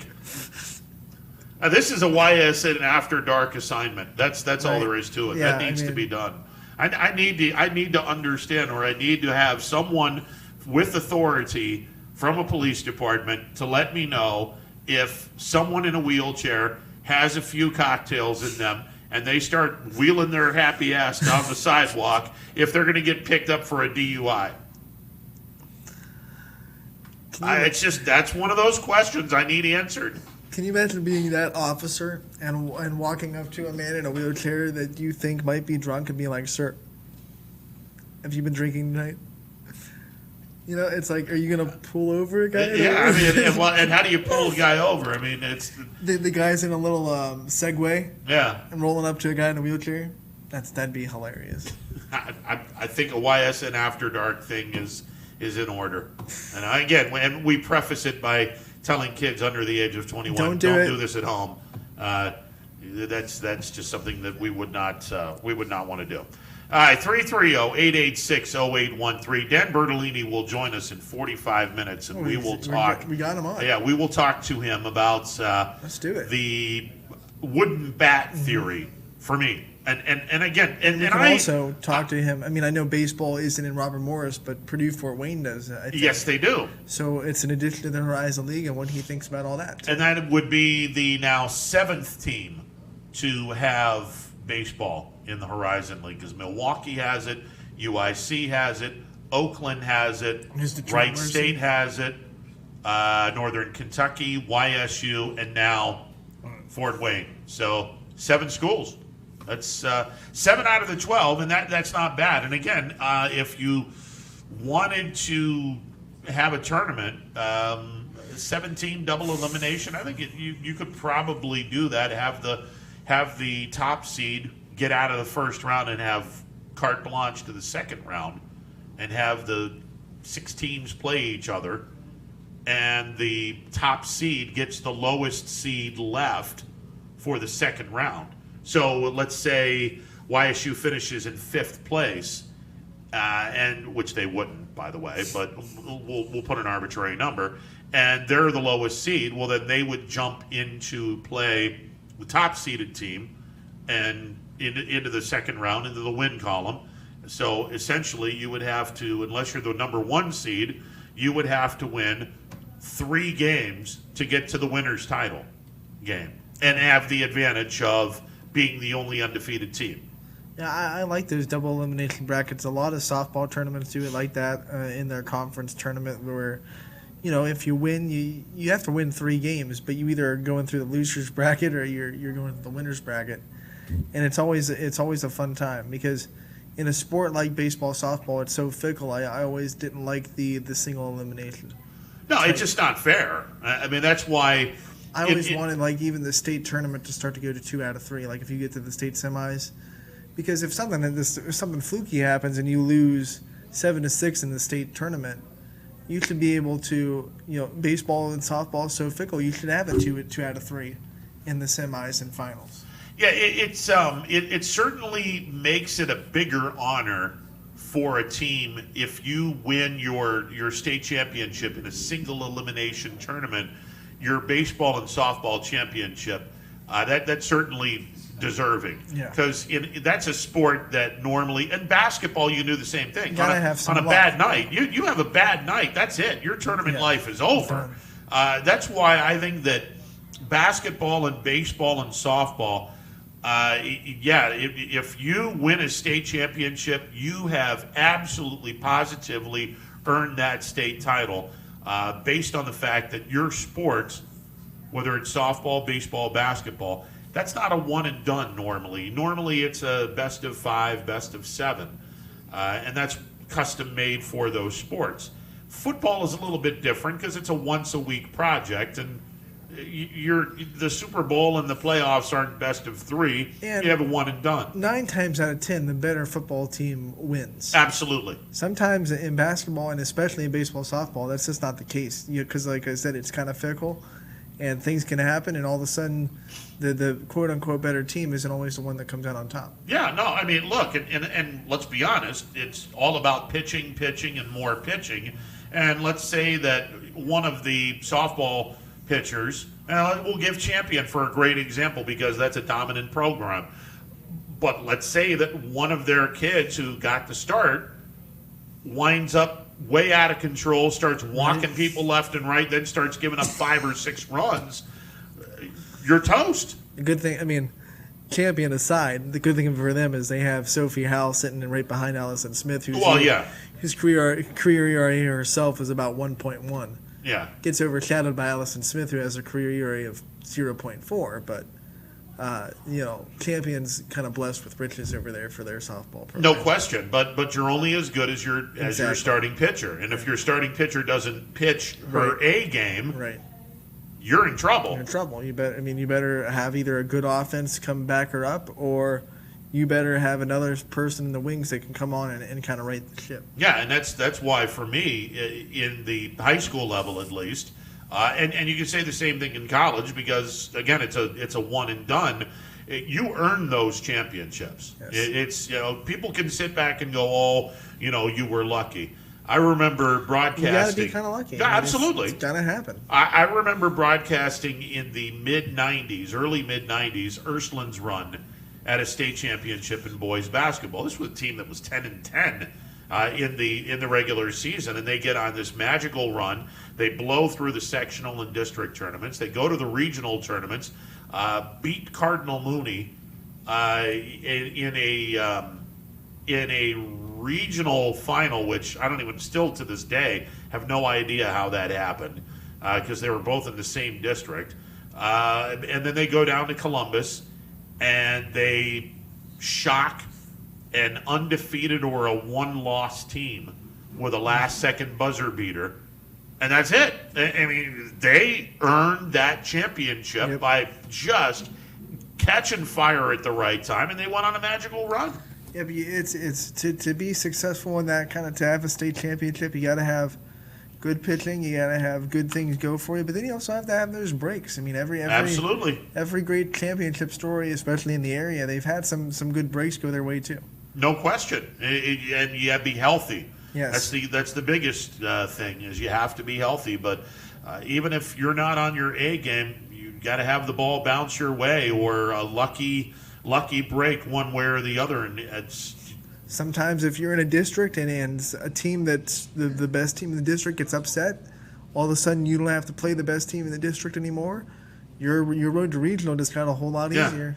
The pathway to gold is a pathway that is loaded with good fortune, good in whatever sport you're playing, whether it's basketball, baseball, football, softball, volleyball. You got to be good at what you're doing. You have to have good fortune, and you have to have some good luck and health along the way.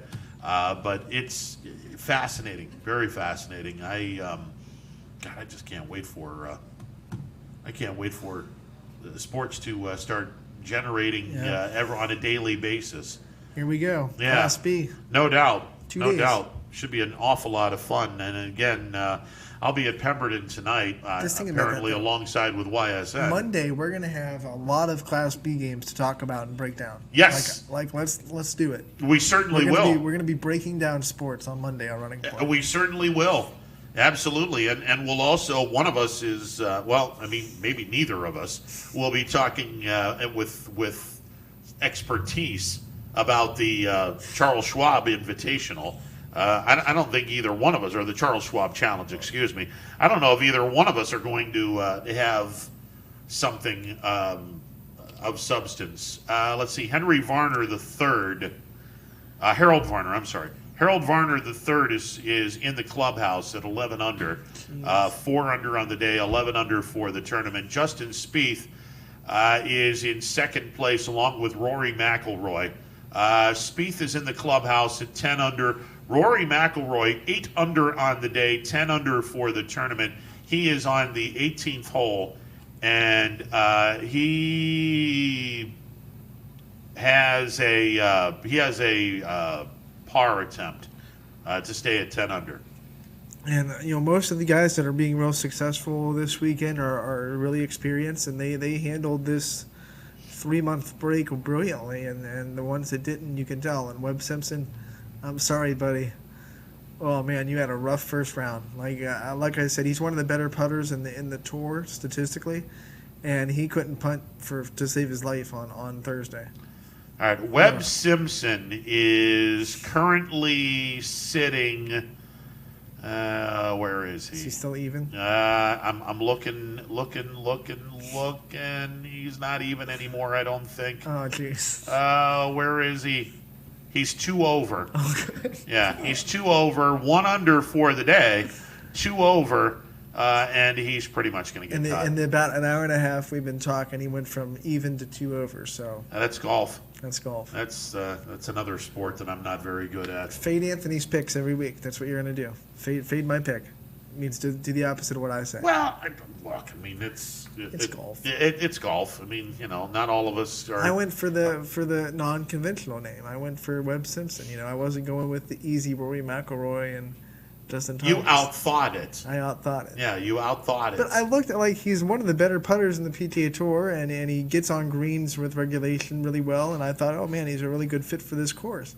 Again, this is one of those things. If you don't have your A game, then oops. And he didn't have it at all. And he didn't have his A game this weekend. He didn't have his C game. He had his F game. Yeah, well, that's he's not gonna get the cut. So and this is the one thing that I will always tip my hat to the golfers. And unfortunately, you can't do this in the other sports because it just everyone would cry foul, and I mean everyone in terms of the players. They would cry foul over this. But golf is an individual sport, and if you don't cut the mustard, you don't get any money. I mean, you have your 2 rounds, but if you miss the cut, you've spent money flying to the destination. You've spent money with a hotel and your food and everything else. Yeah. You don't get any money that weekend. The only money you get, and it's probably the weekly sponsorship fee that you get for whatever hat you're wearing, whatever shirt you're wearing, whatever clubs you're using. You get those fees, but you don't get anything from the PGA Tour. Yeah, and do those fees equal the amount of money that you spent on an airline ticket? It depends and how the hotel sponsored you are. I mean, yeah. And then those fees are probably cut down if you don't make the cut because you're not getting exposure for the 2 days that you were supposed to. So if you're only playing half the tournament, then you're only going to get half that weekly fee. And if you're a average player on the PGA Tour, you'll be staying at places like the Village outside of Columbus. Right. And, if Steve Leslie were here, he'd get a big chuckle out of that, and that's an inside joke between us. It's going back about 5 or 6 years to when we were broadcasting the state tournaments, the boys' baseball state tournament down in Columbus, and we'll get Steve on the horn. And if I say the Village, he'll start laughing. But there you go. I mean, you're not going to if you're not a very good golfer, you're probably not going to be flying first class. You're probably not going to be spending money at the Hyatt Regency or the Hilton.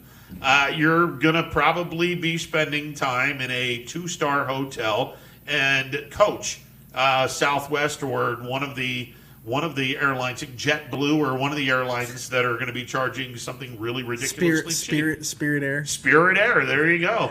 I mean, if I were a golfer on the PGA Tour, I'd be in the Fleabag Inn, right. And I would probably wind up driving instead of flying. The Happiness Motel from the Muppets, the Great Muppet Caper. I don't know if you've seen that. There you go. Yeah. But it was completely run down, and the joke was, if that's a Happiness Hotel, I'd hate to see what the sad one looks like. Oh God. But I think all those guys would give all that just to be on the field with these players. I mean, just to say you're on a PGA Tour tournament, please. I'll do whatever it takes. Look, I mean, these guys, they're blessed. Right. I mean, they've got an unbelievable talent. It's when you watch, and I've watched my share of LPGA tournaments. When I lived in Springfield, there was a tournament every single year in that area. And then, of course, way back in the day, we had an LPGA tournament up at Squaw Creek. To watch anyone go from 190 or 200 yards on the fairway and hit a ball within 4 feet of the cup. It's ridiculous. That's ridiculous. That is just crazy good. Some of the spin they get also. Fades, draws. It's not even. I'm just like. You can't even attempt to try to do that. Yeah, I can't even swing a club right, let alone put a ball in the air for the longest time and then just have it drop like a raindrop from the heavens onto the ground where you wanted it to drop. That's absurd. That's no. Like to the point where you couldn't go and drop it in a better spot. Exactly. Carry it and drop it. I mean, and these guys and gals are doing it from 200 yards out. It's ridiculous. It's just crazy. And one of the things that was an eye opener for me when you watch the LPGA event, they're not shooting from the ladies' tees. No. They're shooting from the back tees. They're shooting from the tees that the macho guys are sitting back going, oh yeah, I'm gonna go back to the back tees and flex the muscles and get the torque on the club head and hit the ball a long way. Nah, these women are unbelievable. Yeah, we were watching. Me and my dad were watching one tournament, and this woman that was probably my dad's age at the point, so she was an older woman on the LPGA tour, went and drove this ball like 300 yards. And my dad said, "You know what? If she can do that, I'm hanging up the clubs because I can't even touch it, and it's not fair." He made the joke. He said, "You know what? I'm giving up. That's it." That's it. That's it. I mean, it's crazy. It is absolutely crazy how talented they are. Yeah. And it's the same thing with baseball, especially with a pitcher. When you sit back and realize everyone loves to bark about pitchers that throw at someone or throw with a purpose. And they're inches away from a person's body knocking them down. They're not trying to hit that person. 99 times out of 100, that's exactly where they wanted to put the ball. Yeah, there's that fine line between controlling the inside corner of the plate and then trying to hit somebody. And yeah, it's about this big. And 99 times out of 100, they want to put the ball inches away, way back in the day, from here, or inches away from your shoulders. That's the only way to back a guy off if he's crowding the plate. Absolutely. You gotta throw it in so it's like right here. Yeah. It's the only way to now, the problem in today's game with the money that is how big the money is in today's game rather than 50 years ago, the Koufaxes and the Drysdales and the Gibsons and the Marichals, they went head hunting. Yeah, they said, hey, look, I want to back you off the plate, but I also want you to bail out and fall onto the ground. And my way of doing it is I'm going to throw at your head, and I'm not going to intentionally do this. I know where my ball is going. It's going to be this far away from your dome, and you better get the hell out of the way. Now, the money's so much. Well, you just can't do that. The awareness of head injuries has gone way up. Sure. And you just nowadays you just know you just don't throw at someone's head. Even if you come out and say, I can control this pitch, 99 times out of 100 it's going to go right here. If you that one time it hits the guy in the temple or something, you might mess up his whole career. Way back in the day, Goose Gossage was feared by everybody. I mean, he threw ungodly hard for that period of time. In the early 80s, he was mid-90s. And mid-90s back in those days was considered to be way above average. Pretty 90, much in the hundreds right now. Yeah, 90 was not even the average fastball in the early 80s.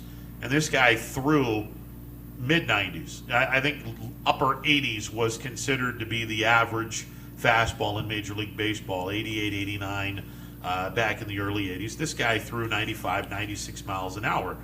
And he was one of those guys, you pissed him off, he was going to throw at you. But not hit you. He would throw near or very close to you and buzz the bell tower. Unfortunately, one of his pitches got away in the 81 World Series, and it drilled Ron Say right above the above the temple, and it could have had disastrous ramifications had it drilled him in the temple. Fortunately, it didn't, and Ronce, to his credit, stayed in the ball game after having the batting helmet break and a bunch of other stuff. Probably had a concussion. Let's be honest, he did. There's no two ways about that.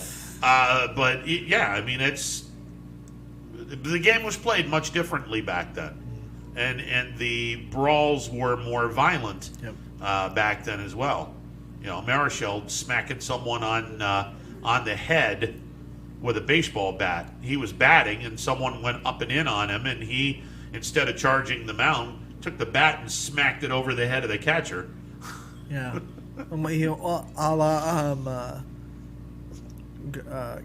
Miles Garrett, taking the helmet off. Oh, yeah, took the helmet off and beat on Miles Rudolph. On Mason Rudolph. Yeah, the fights, I remember a couple years ago when Batista got one right to the chin. Oh, yeah. They can still get kind of dirty, but you don't see like usually when the bench is clear, most of those people are holding people back. Yes. It used to be like a melee. It used to be really like melee. Everyone just fighting each other. Yeah. Now it's like everyone just trying to hold each other back. Yeah, it used to be a real Donnybrook melee where, especially back in the olden days, Yankees, Red Sox, they had a couple of doozies back in the day. But again, it's today. Everyone knows.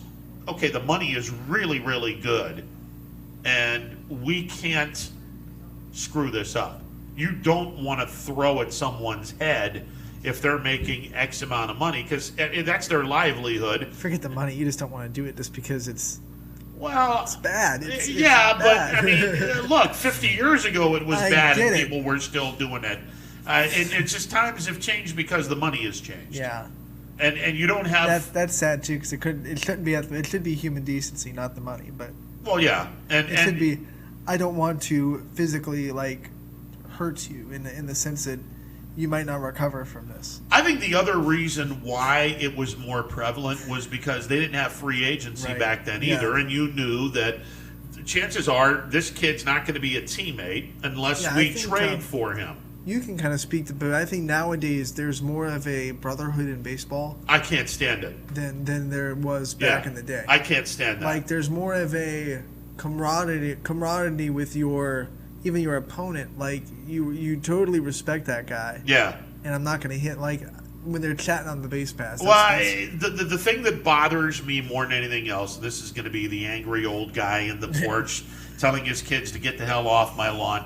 The thing that bothers me more than anything else about baseball now is the fraternization that's going on before the game, like at BP, or if there's some stragglers from the other team and the visiting team, because the home team hits first. Yeah. The home team hits first, and then the visiting team hits, and by the time the gates open, the visiting team is a third of the way, maybe halfway through the BP. Now, again, I was privileged to do baseball for a living for about a dozen years in minor league ball, and I kept telling, and I actually was kind of serious, kind of joking with some of the guys going, why the hell are you fraternizing with anybody? Why are you doing that? Why are you, shaking hands, giving big bro hugs and talking to people before the game starts? No, get that shit out of here. I don't want that.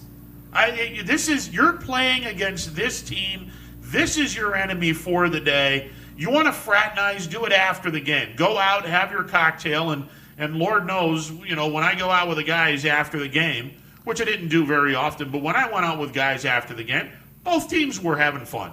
They were shooting pool, drinking beers, whatever. Both teams were having a good time, especially if there was brotherhood or close friends from both teams. You have that. But during the game, I don't want to see that crap once you come on the field. That pisses me off big time. You can respect your opponent, but don't give me this, I'm going to shake hands and bro hug with this guy. Get that crap out of here. That guy's your public enemy number one until the game is over. Then you can do your bro hug and your handshake and whatever. So, like, after the 9th inning, you're fine if they do it on the field after that. After Like, the game you is don't want over, it happening after. Listen, after the game is over, you want to shake hands with someone coming off the field, do your bro hugs or whatever off the diamond or even on the diamond. You want to do that stuff after the game is over. I got no problems with that. But before the game and during the game, I don't want to see that crap. That to me is that bothers me. That just does. That's not when you start fraternizing with the enemy because they are the enemy. That bothers me. I'm sorry, it does. Do you have a problem with the NFL players and what they do after the games and all the? It's almost become like, yeah, we just beat each other up for 3 hours, but let's go do no, I mean, no, absolutely not. The prayer circle after the game. Not just the prayer, but like the shaking hands and whatnot. The jersey exchanges. No, I got no problems with that. There's some people that do, and I just don't get it. It's like, okay, they're not doing it during the game. They're not doing it during the game. There are people from old football that are like, man, why would you be nice to a guy that just physically beat you up for 3 hours? Because it's like it's that's their job. When you're in that elite circle, football, baseball, it all becomes a brotherhood. And once the between the line stuff is over, you respect that guy as much as you respect any one of your teammates. Absolutely. Absolutely. And especially, like, I think you brought up free agency, which is a great deal because now there are guys that play on other teams that used to play on this team that still have all those friendships. Sure. You know, in baseball and football and basketball and all the other sports. Yeah, absolutely. I mean, look, Andrew McCutchen. Right. The first time that he was dealt, I mean, you know, he still has teammates in Pittsburgh. Mm-hmm. He still wants to say something to those guys, but don't do it during the game or before the game. Wait until after the game. So you also don't like seeing the chatting on the base pass? I mean, that stuff. How you doing? That stuff is, I mean, okay, I guess. I wouldn't do it. See, I would be more mad about that because that's literally during the game. Like, you should be totally yeah, but you don't focused. know. You don't know what they're saying. What they're being said. They seem pretty friendly. Yeah, because they could be completely distracted. Because I got news for you, Anthony. When guys got a smile on their face and they're saying something, yeah, the chances are it's not a slam dunk that they're saying something nice. That's not a slam dunk. They might be looking at him going, "You're an," and then just go from there. But no, it's I don't have a problem with that. But I mean, all that before the game. Oh man, good to see you. Get that out of here! No, I don't want that. Ron Potesta in his morning gown and is spraying people with the hose all the time. That's right. Get off my lawn. Get off my lawn. That's it. Buster, sick him. And he wouldn't do it because, well, no, he's as slow as I am. So there you go. Buster would look at a robber and be like, "The jewelry's in that drawer right there. Go at it. Rub my belly and I'll lead you to the jewels." I'm not going to stop you. Yeah, that's where he is. We're going to take a timeout and be back with more. It is a phone-in Friday edition of Running Point on YSNLive.com. Baird Brothers remains your source for fine hardwood products. For the time being, we're open for customer pickup only on weekdays, 9 a.m. to 4 p.m., and Saturday from 9 a.m. till noon. Place your order online at BairdBrothers.com. Baird Brothers, for the place you love. Quality, customer service, and integrity. Those are the 4 words that have driven our success since 1957 at Joe Dickey Electric. Joe Dickey Electric is one Mahoning Valley landmark business that stays current with the requirements of our customers. Family owned and managed, we are an electrical contractor and energy solutions provider. Every member of our team adds to his or her skill set through ongoing training. Residential, commercial, industrial, automotive, and more. We keep ahead of the needs of our customers with a fleet of more than 50 vehicles and 24/7 emergency service, so you're never left in the dark. The 4M Company, being an architect and construction manager for over 40 years, has had the opportunity to use many different electrical businesses for our projects. The depth, quality, and knowledge and attention to detail displayed by Dickey Electric makes them stand out above all the rest.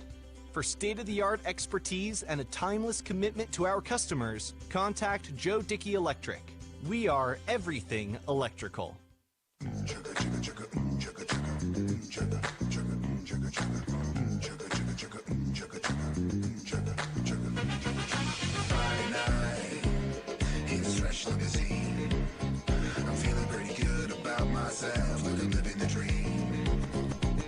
uniform shoes, strutting down the street.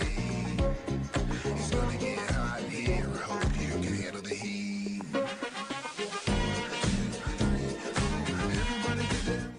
Over the years, you watched us grow, and as we've grown, so has the Myers Family Insurance team. Thanks to all of you who have trusted our families to help you with your Medicare needs. Myers Family Insurance looks forward to helping you now for years to come. So call our family today and remind them how cute we are. Myers Family Insurance continues to be the area's resource for all your Medicare and retirement needs. Call today, 330-286-3044. It is a Friday edition of Running Points on YSNLive.com. Ron Potesta with you. Still trying to get over and shake the cobwebs out of the 40-yard dash that I ran. And again, if you want to see a very, very super slow 40-yard dash that is just as ugly as you could possibly get, both the running style and the results is about as ugly as you can get. If you want to see it, go to YSNLive.com. It's up, and they doctored the video and put chariots of fire in, and I did not sign up for that. That video is more doctored than the Kennedy tapes. Yeah, that video is more doctored than a Gaylord Perry pitch. Let me tell you, good God. But it was fun doing it. And in all honesty, it was fun doing it. I obviously have a lot of things that need to be done. The biggest of which is, God, my running style. I believe DJ hit the nail on the head. I look like I'm running on hot coals.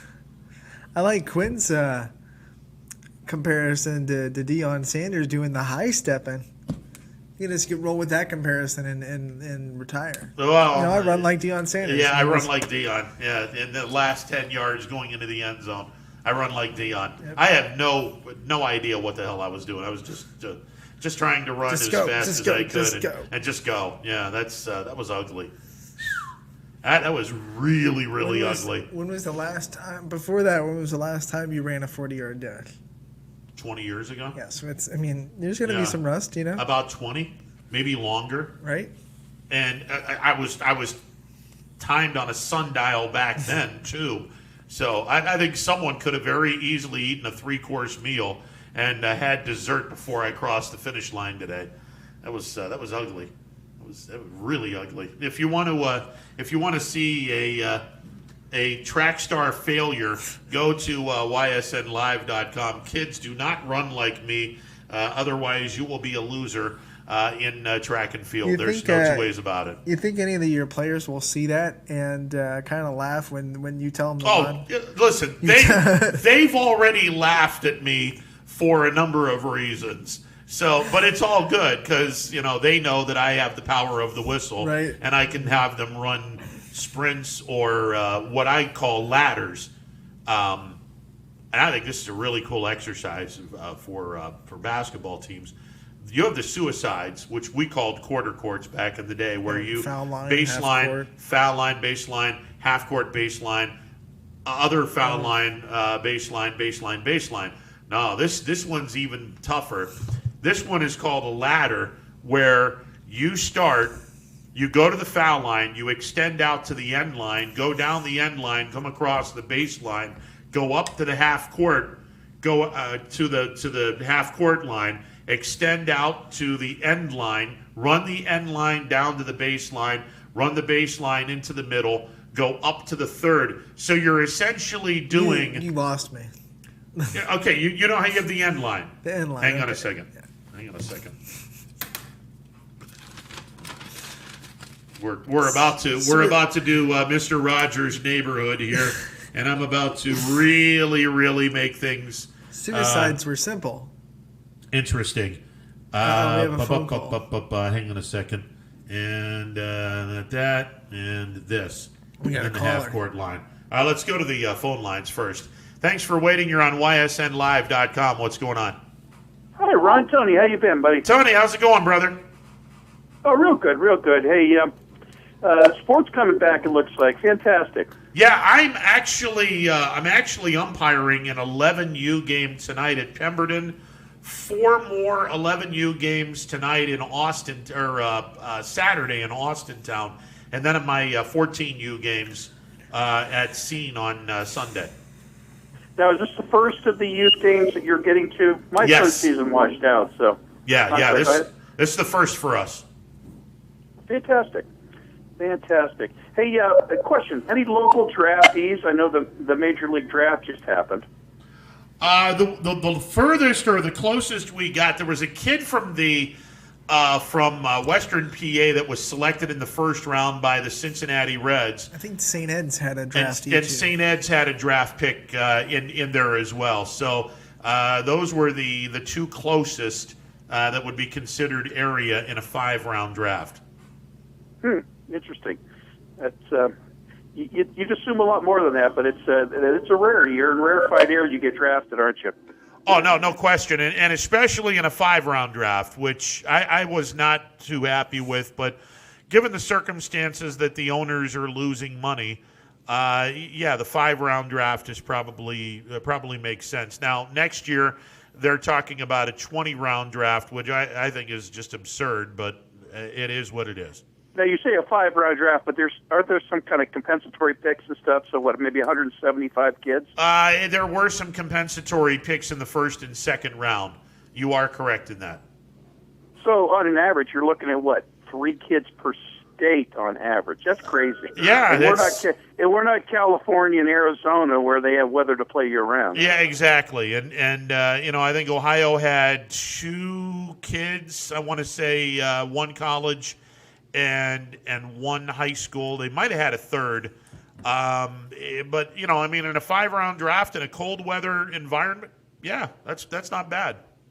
It's a tough deal. Hey, let's not forget. I don't know if you talked about him, but NASCAR has been running, and Blaney's been tearing it up. Yeah, he's having a good year. He's having a really good year this year, and that's very, very good for him. He's having a fantastic year. He's had some really stupid, misfortunate things happen to him. Not of his own doing, of his pit crew. The last one over early on the coming into the pits, and then he gets put to the back of the field and almost wins the race this Wednesday. Yeah, his pit crew has been good at times, and I know that not the Martinsville race, the last race where he went into the pit stop in 7th and came out in 3rd or 4th. They've been good in spots, but more than not, Ryan Blaney's pit crew has been below average this year. Well, which tells you with a inconsistent pit crew, if you're 6th in total points, you're dominating. You're really a good driver. So, hey, the other thing is, don't forget about Kokrak today when you're talking golf. He was 3 under first day, wasn't he? Yeah, he was 3 under, and he was in a tie for 26th place going into the second round. Yet. He has not come out. Yeah, he comes out at 20 minutes to 3, and he is currently in 38th place, and that's mainly because everyone and their brother is shooting the lights out on this second round. Varner is leading. He's in the clubhouse. Harold Varner III is at 11 under par after shooting 4 under in the second round. Justin Spieth is at 10 under par. Rory McIlroy finished 7 under for the day. He's at 9 under. He and about 2 or 3 other golfers are 2 shots back in the clubhouse. And look, if Kokrak is able to go 4 or 5 under, 4 under will get him to 7, which would put him right now in 7th place. 3 under would put him at 6, and that would put him in 8th place with Bubba Watson and a couple of other golfers. So, if Kokrak has a nice day, hey, he's in the mix. No 2 ways about it. Yeah, this may play out for him. I think he's that kind of guy who just likes to go out and play. That last group, last day kind of stuff kind of plays on him. Low pressure going out right now. No doubt. So, hey, I had one more point. Nope, that's about it. I can't remember what it was, so I'm not going to hold you Tony, up. Tony, if you want to see something incredibly funny and painful, I heard you talking about it. Yeah. But watching train wrecks aren't my thing, my friend. Well, I mean, look, it's you can show this video to your kid and say, okay, this is something that I don't ever want you to do in your lifetime. This man looks like he's running on coals. If you ever run like this, I'm going to take everything away from you, your video games and whatnot, and you will have a bad childhood if you ever decide to run like this. I remember the other point I just thought of was I read an article last night about, and I jumped on the Bills bandwagon, 2 years ago now, and only because I was not a John Dorsey fan and his attitude and the attitude he brought to the organization, which I'm glad they flushed him out of the organization. But the comment, the headline or the byline was, is there more room on the Bills bandwagon? And I'm glad I got on the Bills bandwagon when I did. It's a great organization. Fun to watch the people, the ownership. I like the ownership. I'm sure there's people who question them. But boy, I like the woman who runs the organization. I just love her attitude. Terry and Kim Pagula have done a much better job with the Bills than they have the Sabres. They're clueless as far as running the Sabres, but mainly because they just haven't hired the right people in the Sabre organization. But they're probably just as clueless in the football, except they've got McDermott and they've got Bean, and those guys are just brilliant. Well, and that's where they finally were able to hire a solid general manager, and they got that one right. And then the general manager, look, I mean, and this is the lesson everyone needs to understand to run a great franchise. You hire the guy that you believe is going to run your organization, then you step back and you let that person run the organization. Well, up until about 2017, Terry and Kim Pagula were picking straight garbage to run their organization, and then they brought in Brandon Beane. And Tony, Brandon Beane has done a magnificent job as the general manager of the Bills. And then he's responsible for bringing in McDermott. And I just love what the Bills have done the last 3 years. And I think that this year there is so much expectation on this program. Do I think they're going to go to the Super Bowl? No, I don't. But I do think that they can get one playoff win and make things really interesting in the AFC. I'll be very disappointed if they don't win their division this year. Oh, no doubt about that. But, the other organization to watch is Frank Wright running that organization down in Indianapolis. Oh, my goodness. He had some great draft picks. That's another organization. They hired a fantastic general manager. They hired a great coach. I've been a big Frank Reich fan ever since he was down in college ball. And when he was Kelly's backup in Buffalo, I thought the world of him. So clearly, Frank Wright was the reason that Philadelphia did what they did when Foles was there. And I was a big Foles fan. I heard all the grief until he won the Super Bowl with them. But I was a big Foles fan, and he was the guy that nurtured this kid and allowed him to blossom into the player he was. Agreed. Absolutely agreed. You're square up with that one. So, and that's another one. Out of the same mold, the Chicago team. Let's see how Foles does up in Chicago under his previous coach. The head coach up there now was his offensive coordinator when he was with Kansas City. Well, and you got to go all the way back to Jim McMahon, the last time the Bears have had a decent quarterback. I mean, Cutler had one or two okay years in Chicago, but it didn't really amount to much of anything. I think Foles could excel extremely well in Chicago, but we'll see what happens. I mean, he still has to beat out Mitch Trubisky, which is kind of like beating my 7'9" in a 40-yard dash. So there you go. Well, you didn't have to tell me the time. I wasn't even going to ask the time. Now I know it. Yeah, you can look at this. I can't unhear that. The toothpaste is out of the tube. Tony, you can look at this and go, okay, stop this slow motion crap. Let him go full speed. No, that is full speed. Hey, I got to run. Great talking to you, my friend. See you, man.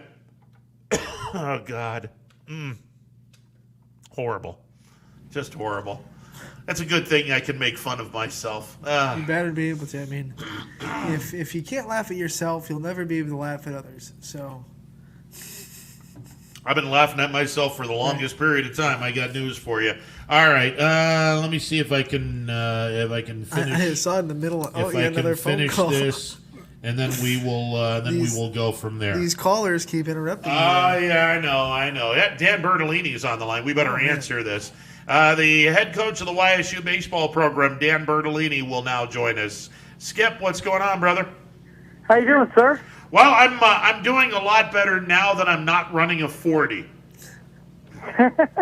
I ran a 40, and listen, if you need someone to pinch run in any way, shape, or form, I do have eligibility left. I am not your guy. I'm just going to tell you right now, I'm not your guy. What was your time? Guess. Yeah, go ahead and guess. 40-yard dash. Timed it on a sundial? What's that? They timed that thing on a sundial? Yeah, pretty much, yeah. Pretty much. Go ahead and guess. That's funny. You going to take an educated guess? I'm going to say 6.2. Oh no, you're giving me way too much credit. We're in the high sevens, and the first one was actually over 8. So that wasn't good. It wasn't good, Skip. You need some practice. That's well, I looked like someone that was running on hot coals. That's not good. My running my form of running is not good. So you got some work to do. Yeah, I need someone to start chasing me, and maybe then I can get a little bit better.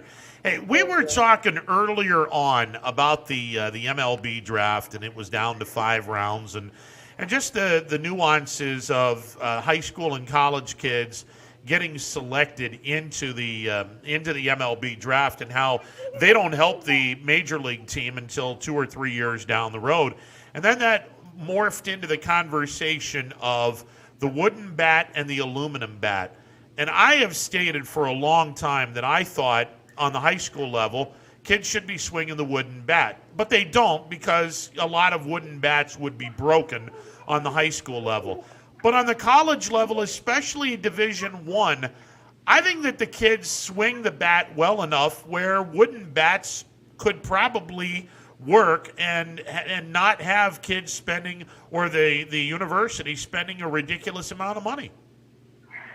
Boy, that's a great question. I don't know. I think it would be, especially because we play in a lot of cold weather games.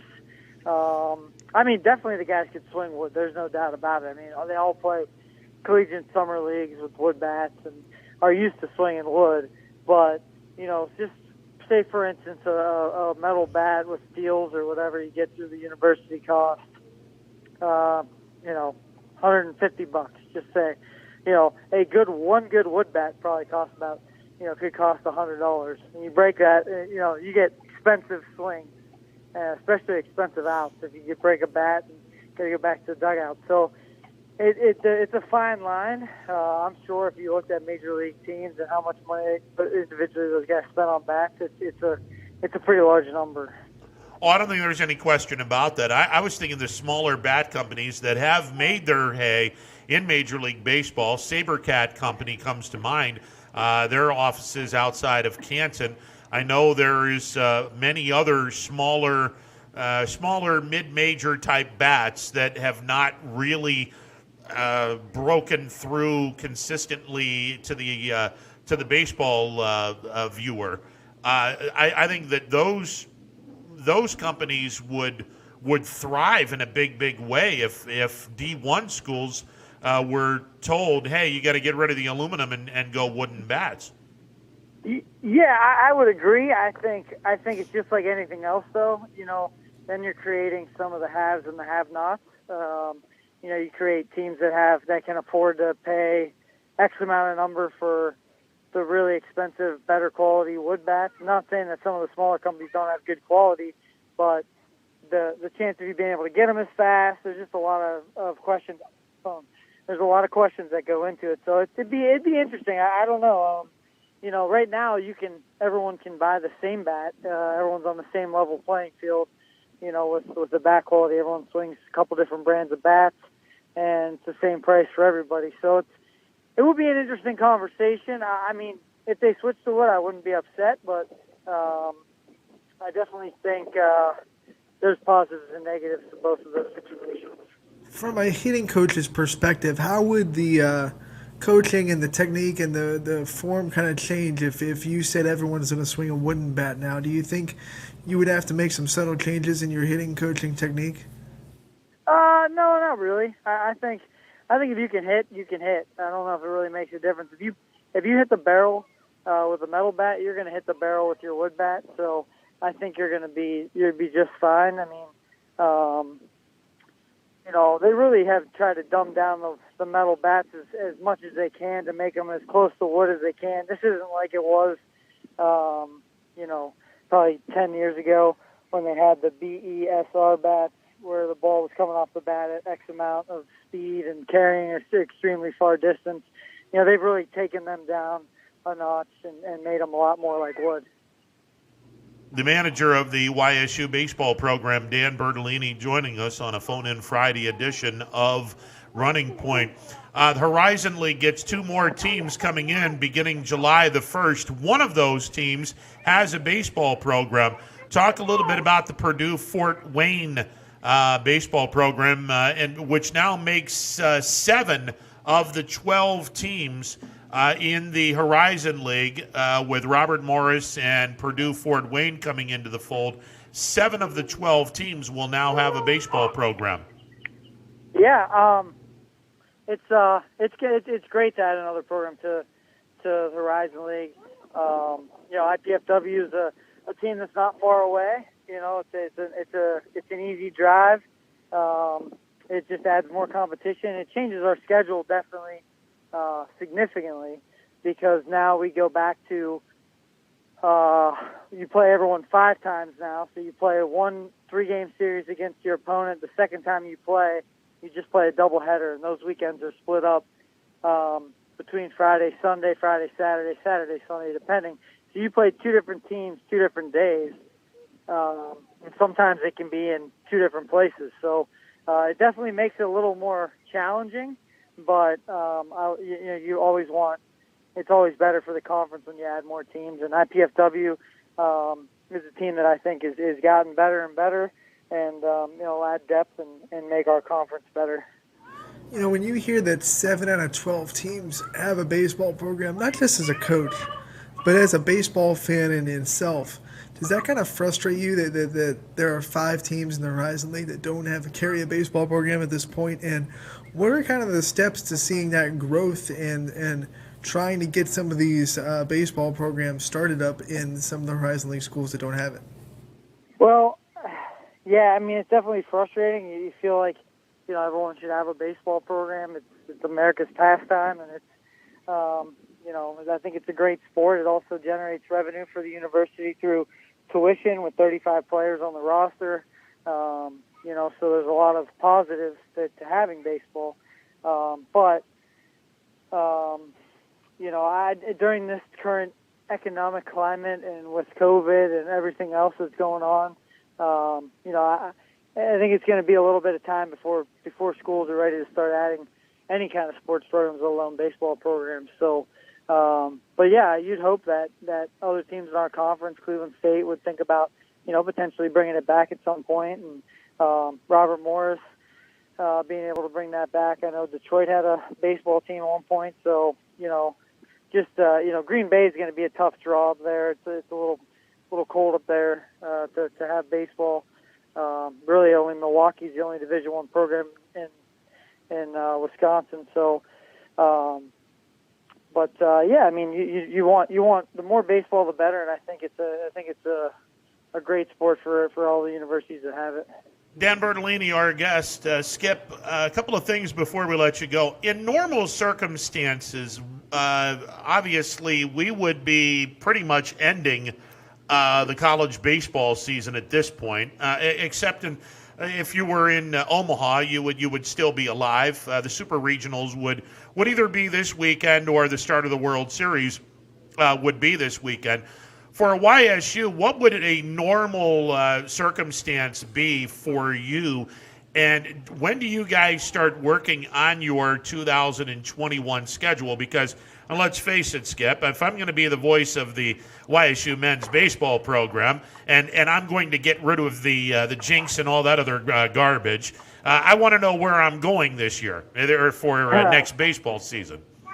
Well, I think there's still some question marks with everything going on, but normally we would be working on our 2021 recruiting class, and we'd be out recruiting at this point if you aren't in Omaha. I mean, most teams are probably looking at trying to start the recruiting process and go out and see as many players as you can and working on 2021 and 2022s. But with the current shutdown of recruiting right now, the dead period is extended until August 1st or July 31st.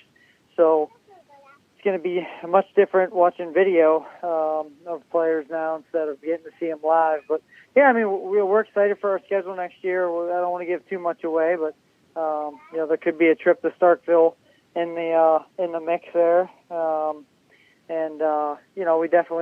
We have a lot of our MAC opponents back on the schedule. Hopefully, we're slated to play Akron this year. We'll definitely have them on the schedule again. And we usually typically play a majority of those MAC schools: Bowling Green, Akron, Kent, Toledo, Eastern Michigan. All those teams are on the schedule. So I'm looking forward to getting out, and hopefully things are back to normal and playing some great baseball. The last time we spoke, Bowling Green had their baseball taken away from them, and since then, the alumni have stepped up and said, "Here's $1.5 million. We want our baseball back." That was unbelievable what Bowling Green did to save their program. Oh, it was. You hate to see what happened, but you love to see how the alumni had stepped up. And Kyle Halleck is now the new head coach there. Danny Schmitz had 30 years in there and decided to kind of take an administrative role, and Kyle got the job, and I'm happy for him. He's a good buddy and a good baseball guy, so I'm happy.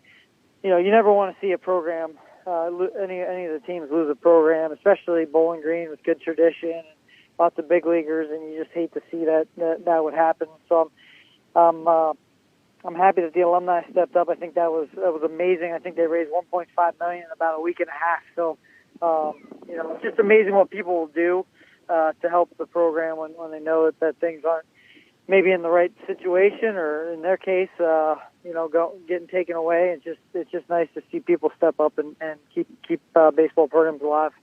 Obviously, the recruiting dead period is extended for the NCAA until July 31st, but have you been able to, whether it be online streaming or just following on online statistics, been able to watch anybody in the summer leagues that have been starting up in the last couple of weeks?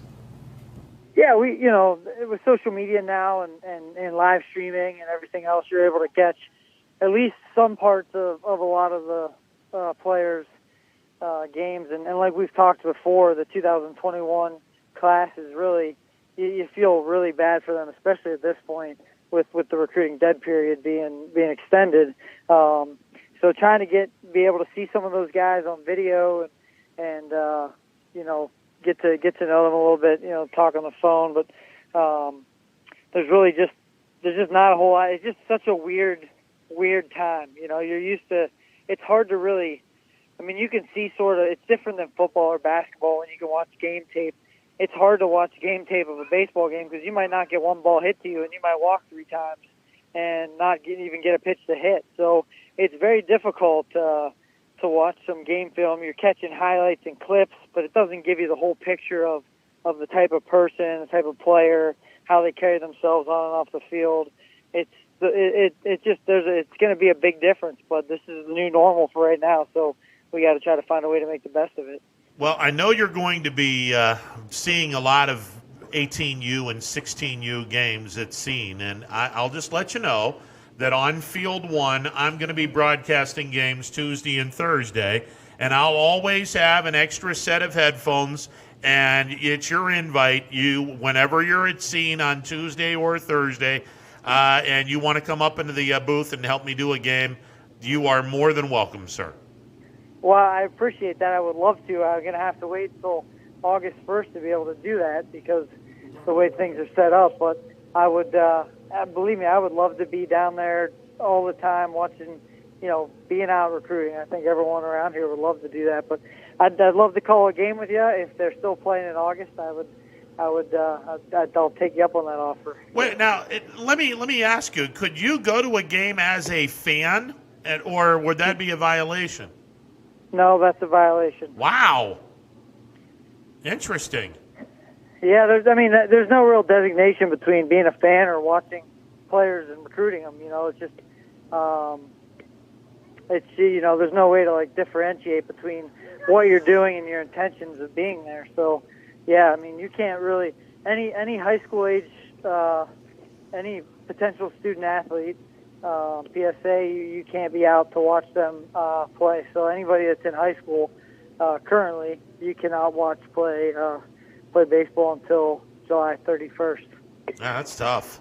That is tough. Well, Skip, always a pleasure, and hopefully we can have baseball after July 31st. Maybe we can do a game together. That sounds great, and just keep working on that 40 time. Yeah. You got to get out and get some wind sprints in before you get on air. Yeah. That's never going to happen again, Coach. I'm just going to tell you that right now. And Coach, in the meantime, I'm going to look forward to the video. And in the meantime, since you can't be at scene, just know that YSN will have that covered. So if you ever want to sit down and watch baseball, you can feel free to tune into YSN. Yeah, I'll tune into YSN, watch some games, and I'll maybe I'll call in and we can do it virtually over the phone. There you go. Hey, Skip, always a pleasure. Enjoy those kids. All right, thanks, guys. You got it. See ya. All right, there he goes, the manager of the Youngstown State University baseball program, Dan Bertolini. I like that idea. He can call a game remotely. He's not there. Well, he's not there. Look, Tom Hamilton and Jim Rosenhaus and all the other major league broadcasters, when they start playing baseball, they're not going on the road. They're going to be calling a game from a studio, nowhere near the ballpark. And be funny. You can do it technically. He's not there. Not there. I actually, if I were Skip, I would probably be watching YSN. Yeah, that's why I told him that, because YSN right now is a great avenue for coaches of baseball and softball that they can go in and they can watch the players they're looking at, and it's the closest thing they can get while they can't be there until August 1st. Okay, so I finally did. Okay, here is how one would do a ladder for running. I'm gonna probably screw this up. That's the baseline. Okay. Which is horrible. You would start on the baseline, and you would run to here, to the foul line. Got it. Instead of running back, you would run to the end line, down the end line, across to the middle, go up to the half court, across, down, over, So you're up, kind of making boom. a ladder on the side of the You're making a ladder.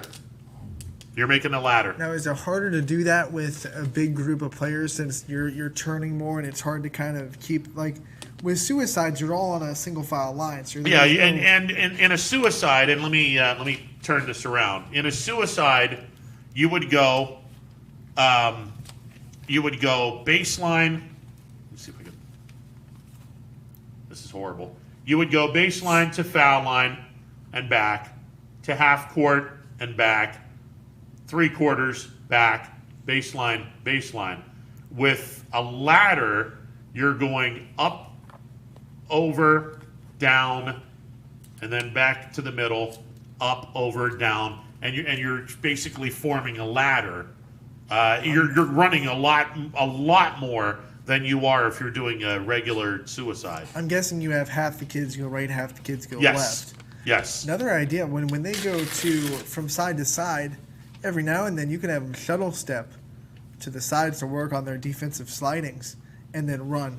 And then when they're going from the half court to the inline, shuttle step that way. That way they're working on their defensive slidings as they're also conditioning in the running. See, this is the reason why we like having Anthony here, because he's just now put a seed into my head, and ladders are now going to be run a little bit differently. Yeah, because that's the other thing that fries my bacon when what's the word? Grinds my gears. Grinds my gears. Yeah, that's the other thing. It grinds my gears when the kids aren't down low, scooting their feet. Tony, did you watch the video? Is this why you're? That's why I call it back. I hate to do this to you, but I watched the video and I had to call back. Yeah. Okay. First of all, my son watched it with me. Yeah. And our assessment is: were you running downhill? By the way. No, I wasn't. It might have been a little bit of a hill, but not much. Yeah, that was horrible. Definitely not uphill. Looked like it was downhill grade, but not to judge you. But my son and I were listening to your subsequent discussion, and you guys were talking about suicides. Yes. We watched your 40. We're going to call that a suicide from now on. Yeah, that was a suicide, and I think DJ hit the mark when he said that I looked like I was running on hot coals. Yeah, I do. Whoever assessed you looking like Deion Sanders in his high step, they didn't miss it by much. That's unfortunately. Yeah, that's an ugly run right there. I would need to work on that. What are those white horses that do the prancing? Oh yeah, the stallions. Yeah, that's it. Yeah, that's it. Yeah. Well, I mean, hey, listen, they do call me the Italian stallion. Well, not many people do, but you know, there's some people that do, I guess. Who would those people be? You? They're blind people. Blind people call me the Italian stallion. Yes. Okay, I've abused you enough. Have a good day. Thank you, Tony. I appreciate it. No more suicides. See ya. Yeah, no, trust me. That almost gave me a not a suicide, but a death nonetheless. Yeah, that'll be the last time I do that. I love it. Tony has to call back because he saw the video and he's got. And I'm sure that the conversation with his kid went along the lines of, "This is not how you run." By the way, and that was ugly. The how-to videos. This is the how not to. Yeah, this is the how not to video. I never claimed that I was athletic. That is not the case. In the words of the former head football coach of the Ursuline Irish. And now on the coaching staff as the D coordinator at Niles, Larry Kemp once famously said, "You are quite the athletic supporter." So there you go. There you go. There you go. All right, we're going to take a timeout. The video that's going to be my that's God, that's awful. Just horrible. It is what it is. I ran my 40. You ran it. I ran it, and I ran it under 8, which you improved yourself. Yeah, I did it twice, and I ran it under 8, and that's fine. And you beat Quinn because the clock's still ticking on him. Yeah, well, Quinn had a blowout, and he wasn't able to get to his feet. So we will never know how fast Quinn ran. We're going to take a timeout, and DJ's going to come back and take more cheap shots at me because that's how we run things at YSN. Potest is now the punching bag from here on out after the god-awful 40-yard dash. I am now the punching bag and the man that has absolutely no street cred. We're back in a bit. Stick around. They say American craftsmanship is making a comeback. Of course, at Baird Brothers Fine Hardwoods, it never went away. People are floored by Baird Brothers' authentic hardwood floors. They stare at our stairs and adore our doors. Baird Brothers reflects 3 generations of family craftsmanship. Visit our huge in-stock selection in person or at BairdBrothers.com. Baird Brothers, our family's heritage, your family's home.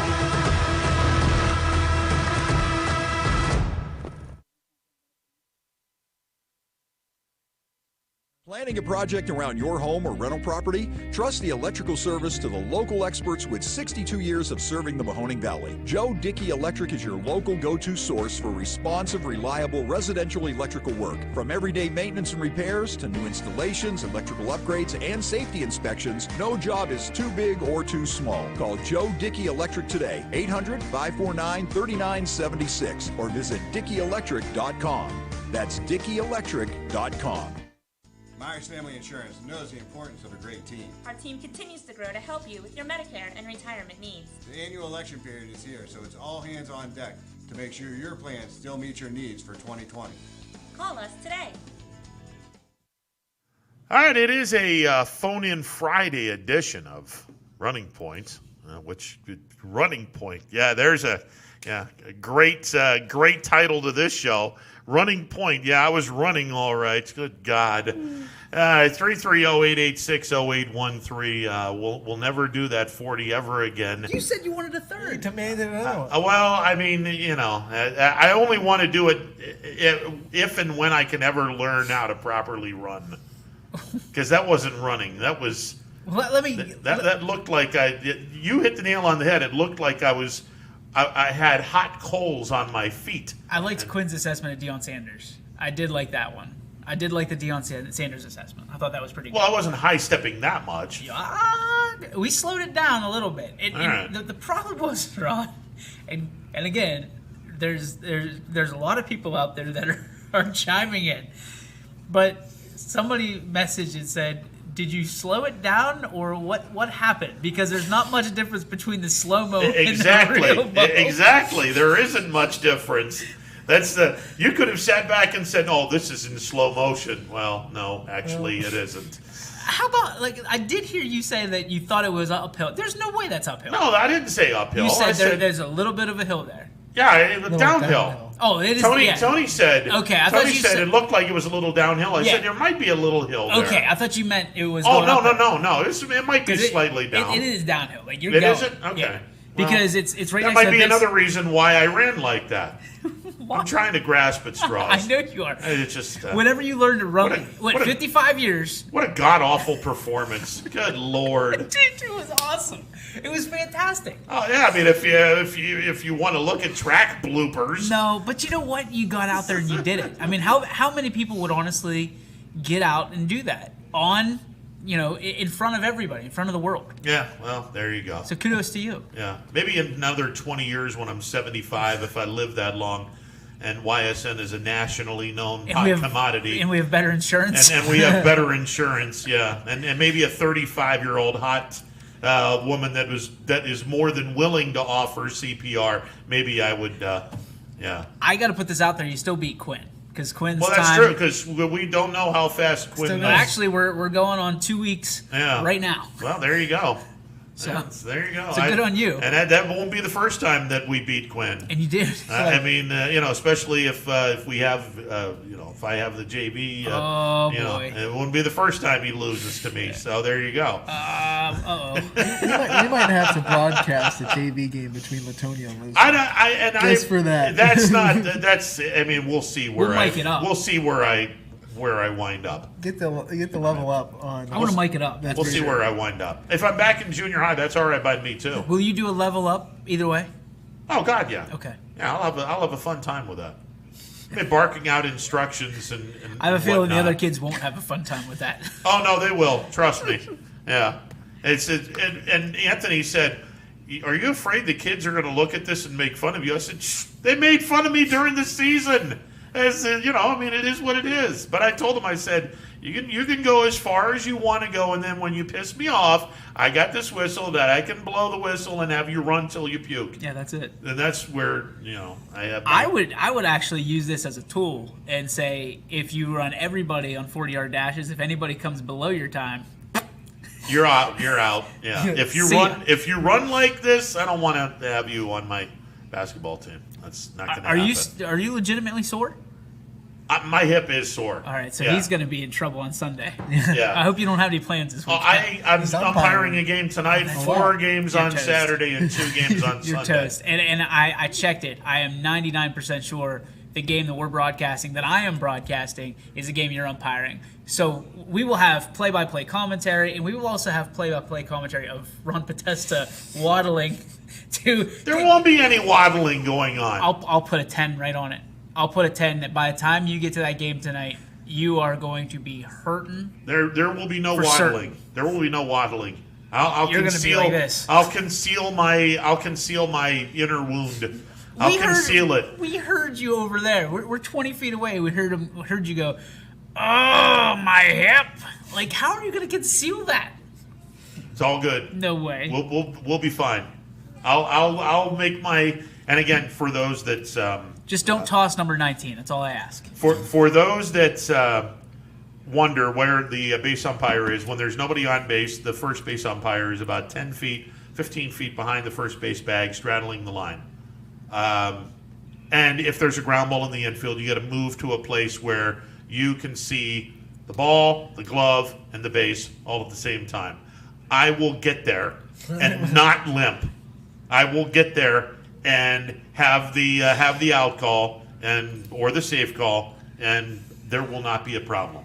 I'm going to see if I can get my godson to chase you around a little bit. Which one is that? 19. He's getting thrown out of the game if he does. Oh, your DJ's your godfather? Yeah. You better mark up that 40 time because you'll have the Godfather on the mic. I'll chase you right out of there. Yeah. I mean, speaking of Godfather, I'm surprised that music hasn't been played yet. The waltz. Yeah. Oh, God. We could have played the entire song by the time you were done with that 40. Look, people could have eaten a 3-course meal by the time I was done with a 40. Come on, the Chariots of Fire was hilarious. No, it was. It was good. It was good. Because you heard, when I was putting this together, as doctored as it might be, as some say it is. Oh, this is doctored in a big way. It's not doctored. Yeah, the slow motion it makes me really, really, really. I mean, I'm slow already. I mean, the slow motion, it's just. Let me ask you this: if you can tell me when the slow mo comes into effect, I'll give you $1. Oh, I knew that. You exactly. can't. Oh, absolutely. You can't tell it. You can't tell it. Nobody can. Yes, you can. There's people that don't even know it's in slow motion, Ron. Well, those are the people that aren't in our industry. I can tell. What industry? The industry of broadcasting, the media industry. Oh my goodness. Production industry. I know. I know I did a great job. Yes, you did. Of covering up the slow mo. Yes, you did. The second time though, my favorite, the second run is your run, or whatever that is. You go. Like you're chopping tomatoes or chopping a cucumber. Well, I am Italian after all, you know. It's like you're making a salad. I'm trying to make a salad here, you know. In my terrible attempt of the $6 Million Man mouth trumpet. Yeah. That was, if you look on the YouTube version of it, I actually do credit where credit is due for Chariots of Fire, and then I credit the terrible mouth trumpet of the $6 Million Man. Yeah, there you go. There you go. You did a good job. I'm proud of you. We can rebuild him. Yeah, no thanks. What was your biggest fear before you started? Death. Oh, well, death was the biggest. Yeah, because that would have not gone over too well had I crossed the finish line, looked at you, and went down on the ground. That would have been ugly. We had the park gator ready to go. The park gator was ready to go. I'm not so sure that she would have had any part in bringing me back to life. Which, okay, whatever. The biggest one, I mean, other than me dying, was pulling a hamstring or See, just that's not bad. Pulling. I mean, there's a giant drop off between death and a hamstring, right? Oh yeah, absolutely. I was worried you were going to fall. No, that wasn't going to happen. Well, here's why. Is because I've seen when you run on not you particularly, but when I've seen people when they run on, because there's a little bit of loose gravel where you were. Yeah. If you would have went down, it would have been bad news bears. Oh, it would have been ugly. It would have been real bad. Yeah, I would have gone a rollover a couple of times. Because Quinn obviously fell down twice. Yes. And there was a part of me that says, if Ron goes down, we may never see him again. Well, you probably would. It's just the ego would be even more bruised than what it is now. People are but at 55, hey, You have to check your Facebook page because there's all kinds of people coming out of the woodwork on your Facebook page. Oh, right Lord. now. I can only imagine. So I'm interested to see. I saw Escrow was on there with the one comment. Somebody said they could time you the sundial. Yeah, yeah. So that was it. I mean, putting yourself out there, it takes a lot. People don't realize. And that's why I say, if you're going to make comments like that, tape yourself. Hashtag 40-yard dash. I say, Mike Firmstone said over 8.24. Screw you, Mike. I ran a 7.9. Beat that. Well, you probably can, but neither here nor there. I mean, really, if we're looking at it, what's the average time? 7.9 and 8.7. So you're looking at probably 8.03. That's your mean time. If you ran a third time, you drop the top. Hang on a second. Hang on a second. 8.07 and a 7.9. Hang on a second.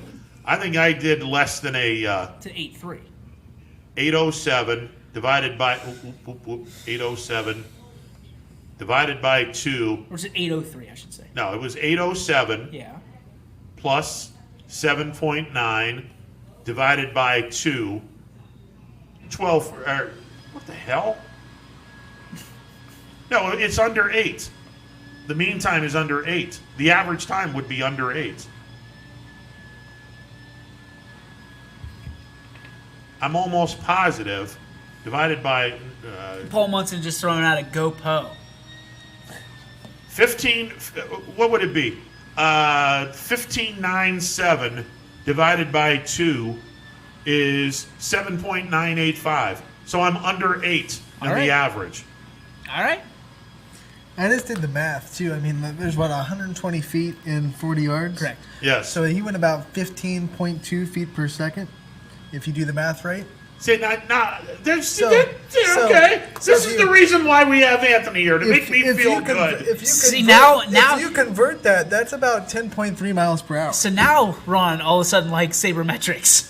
Yeah. You start digging into it. Listen, I'm just saying, if I'm going 10.3 miles an hour, I would have been pulled over in a 5-mile-an-hour speed zone. You wouldn't have even been pulled over in the park where you were running. Well, if I had an open container, I'd have been pulled over. Yeah, you would have. Did you miss our conversation with Anthony? Because this is a YSN after dark He wants thing. to know if I would get pulled over if I was inebriated working the wheelchair. I think I would be. I think it's a motorized vehicle. I believe if I don't you think were you're a motorized vehicle. I think you have a battery. It's not It's motorized. a battery. Scotty would be. Scotty would be. I believe that's a YSN after dark production. We can have. You get about 3 beers in him and let him roll down the road and see if an EP cop would pull him over and give him a DUI. Well, they would do it for fun. I mean, I know a lot of the EP. I know all of the EP cops, and we would make that happen. But I would like to see if that's a legit rule. Like, I've got a good friend, big fan of the program. We need to have him call in and say. Let me see if yeah. See if I need to know. Because if someone in a wheelchair is inebriated and they have a motorized wheelchair and they're inebriated rolling down the sidewalk or wherever, are you going to pick them up for DUI? You better. I mean, like I said, if he's staggering a little bit, he rolls off into the road. Yeah, exactly. And it's not a better get Mako moment there. It better be illegal. If it's not. Now, wait a minute. This guy is supposed to race Scotty, so he wants Scotty to have all kinds of a rap sheet, so he can get out of it. Right. Because he's got to shave off 3 seconds of all his time. I want is Scotty to have to make one turn. I want these guys to go in the park. Right. So the wheels he'll have an advantage somewhat. Why? Because it's slightly downhill. You said it was slightly downhill. Slightly. Okay. But so will Scotty. Yeah, but he's got it motorized. Yeah. He's got sport mode, as Quinn called it. Yeah, he's got a turbocharge on it. He did. Yeah. He just hit 3 buttons. It was like watching Star Trek. It was like beep beep beep, and then all of a sudden it was like engaged. Like, it was nuts. And Scotty just sitting there with his coy smile, like we didn't see it. Like, we saw you, Scotty. We got you. And there you go. Story by Scotty coming out today, actually. So keep your eyes peeled on ysnlive.com. My training starts now to cut 3 seconds off my time. Your training should have started the day you saw Scotty. Right, I saw Scotty do his, 2 days ago? You should have been doing push-ups right then. I've been doing push-ups. How many push-ups do you think I can do? Push-ups? I want to, because DJ's always saying he doesn't trust my athletic ability, and I want to. Let's preface this. I want him to Set like a list of things that I could do to change his mind about that. I feel like we're going to have a YSN Olympics here. Because never once have I let go. Because I kind of like play with the football in the offense. Never once have I let one go. Anthony does not believe in personal space. Number one, okay. So I'm sitting there working diligently on whatever I'm doing, and you hear the of his wheelchair. Grabs a football. Sometimes it's the Nerf, which I feel more comfortable with, which is why I brought it in. And sometimes it's a real Duke football, like NFL style. And then he'll back up, and then he'll, like, literally, Poe, from me to you. Now, imagine this. You're working forward like this. You got computers, you got screen here, screen here, screen here. And in the shadow, you have this man in a wheelchair with a football just going, like, constantly pump faking you. And then he drops it just randomly all the time.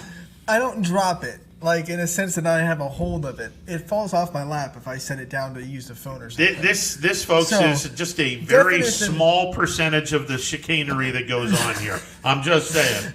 Would you jump? Definition of a drop. Would you jump if someone in your peripheral vision was going like this at you? But never once have I let that football go while it was in my hands.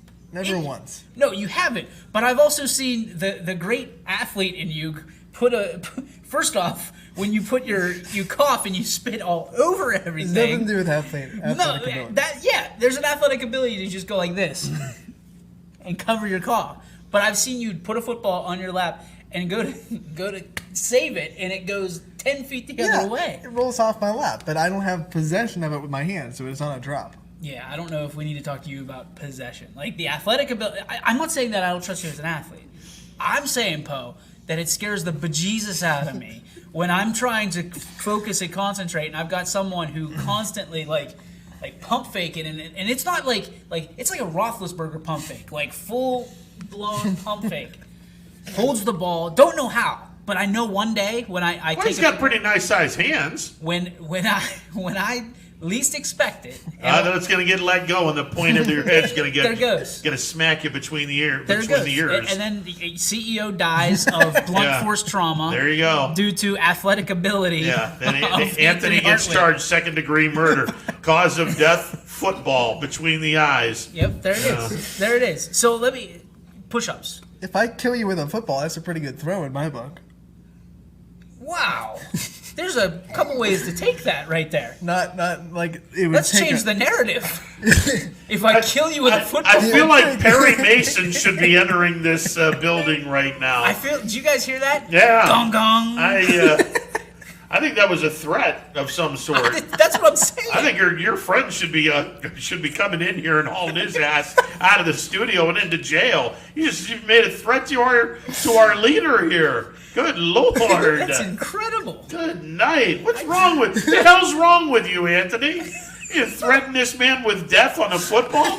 That's terrible. Push-ups. How many do I think you can do? Mm-hmm. All at one time? Mm-hmm. We have a caller. Uh-oh. Yeah, Rich, what's going on, brother? Hey, good afternoon. I'm good, man. I'm good. Yourself? Are you still alive after the 40-yarder? It was ugly. Go to ysnlive.com. You'll see the you'll see what is people are saying is a very unusual style of running. Okay. So in other words, the Kodak moment. Yeah. Well, you could have probably shot about 150 pictures, and none of them would have been blurry. It was that slow. You could have painted one as well. Yeah, I'm just saying. Anthony's laugh gives it away. Yeah, well, at least I was under 8, and that's all that matters. Hey, at least you made it. Yeah, well, that's the other thing. At least I made it. So that's always a good thing. Well, I'm pretty much giving up on MLB unless you have anything enlightening to add to my day. The owners are going to be, if they haven't already, they are going to throw a proposal of 72 games where the players would get paid 80 to 85% of their salary, and this might be the last. This might be the last offer before Commissioner Manfred basically says, all right, both of you guys had your opportunities. Now I'm going to sit back and say X amount of games, players get their 100% prorated salary, and then that's it. Well, by that time, it should be like September, and it really wouldn't matter. Well, no, I think in the next 5 to 7 days, Manfred will make his decision, and I expect baseball to be played in mid-July, and probably 50 games if Manfred decides to make his decision. If I were the players, and I've been saying 100% or bust, if I'm the players and they offer me 72 games at 80 to 85%, I would sit back and say, give us 85%, and it's a done deal. That's a pretty good offer. It's not what I would really want, but at least you're going to get 22 more games. At least you would have some kind of a semblance of a season, and 72 is a lot better than 50. Well, you know what? Maybe at our pay rate, that doesn't sound so great, but at their pay rate, I could live on 85% of what I normally make. Agreed. And it shouldn't matter how much a guy is getting paid. I'm just saying 85%, 72 games is better than 50 games at 100%. Sadly, the love of the game has gone by the wayside. And both sides are at fault, the owners, the players, and the Players Association. They've taken the luster off the game. Well, there's a lot of things that had to do with it. I mean, free agency, the owners doing all kinds of different stuff. Look, I hope that there is a compromise in short order here, because frankly we're running out of time. I think at some point next week, Rob Manfred is going to flat out say, hey, you guys did your thing and couldn't come to an agreement. Well, this is what we're going to do. Well, good luck. I don't know. In recent times here, all commissioners were all in owners' pockets, and I don't know. At this point, I'm pretty dismayed. I'm still looking forward to Class B at Sane and Pemberton with you. It'll keep me posted. Yep, it starts this weekend. Sunday starts B-League season. All right, where will that start? I know I'm doing a couple of games at Scene Sunday morning on Field 2, if I'm not mistaken. Okay, I'll be in touch with you. Thanks. All right, brother. See you. Have a great weekend, guys. All right, man. You too. All right, 330-886-0813. Let's take a timeout. We'll pay our final installment of bills, and then we'll get back to the rest of this show. It went off the rails a while ago. That's all there is to it.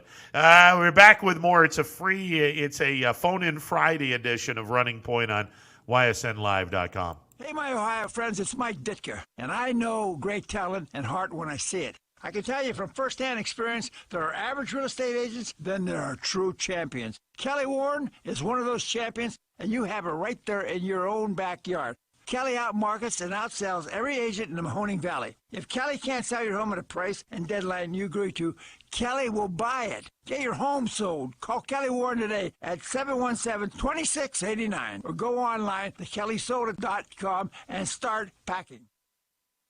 You can feel it. Baird Brothers' traditional craftsmanship. You can see it. Baird Brothers' timeless style. And you can afford it. And find everything at BairdBrothers.com. Baird Brothers Fine Hardwoods is real hardwood, yet beautifully affordable. Floors, moldings, interior doors, bar rails, and stair parts. All within your means and without a care. Start at BairdBrothers.com. You have made it. Your home.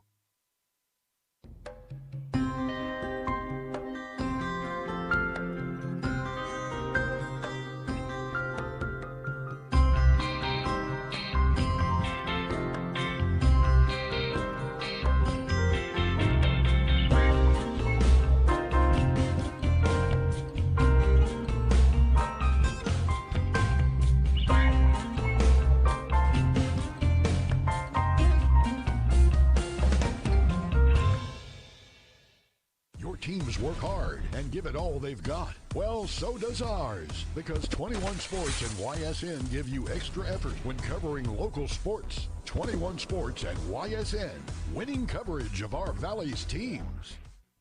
It is a phone-in Friday edition of Running Point on YSNLive.com. Ron Potesta with you alongside Anthony Hardwig. We understand a member of the East Palestine Police Department will be calling in shortly. Y'all are gonna put me on the police watch list with these questions. I'm just being curious about this. Obviously, I'm not in a wheelchair. I'm just curious about this. It popped into your head, and here he goes. Yeah, I'm very curious about this. That's why I think that we need to have some clarification. We seriously need to have some clarification in terms of where charges would be filed for a person who's in a wheelchair if they've had too much to drink. Would they be charged? I honestly, I think this is something that needs to be investigated. I'm just saying, so hopefully before 3:00 we will have the officer call in, and we'll talk a little bit about that. I think it's just for everyone. It basically is an opportunity to the more you know. The more you know moment, exactly. The more you know moment. So there you go. All right, 330-886-0813, the number to call. I'm going to ask before we take the phone call, assuming that this proposal is going to go through in terms of the owners actually proposing a 72-game season, 80 to 85% prorated. Do the players take it? I think it's the best offer they're going to get from the owners as far as what they want. I think so too. You got to be, if you're either going to take it or Manfred's going to say and Manfred's going to cut the season by about 20 some odd games. All right, let's get to the phone lines. We have an officer of the law on representing the East Palestine Police Department. Officer, let everyone know who you are. Sergeant Brian Moore, East Palestine Police Department. Sergeant Moore, we thank you very much for your service, and we are very, very grateful for the men and women in blue that keep us safe 24/7, 365. Having said that, we have a little bit of an interesting dilemma that we'd like for you to put your expert opinion in. Our friend Anthony is in a wheelchair, and I had wondered if a person in a wheelchair has decided to go out and have a few adult beverages, and he or she is rolling down the sidewalk or on a road and not rolling in a very good way, could you conceivably charge the person in the wheelchair with a DUI? Wow, that is a really good question. Because you can get a DUI on a bicycle, so I would have to say probably, but I would probably lean towards a public intoxication. Okay. Now, the difference between the two is? Public intox is less of a charge. It wouldn't include any kind of license suspension or the steering clear type schools, much smaller fine. It's not punishable by jail time, unlike the DUI, which is punishable by 6 months in jail or $1,000 fine, or $1,000 fine. Is a DUI charge on a bike any different than if you were charged with a DUI in a car, or is it pretty much the same charge? It's the same charge. Any vehicle. So, the Amish, I've seen horse and buggies pulled over and the driver cited for OVI because it's operating any vehicle in the state of Ohio.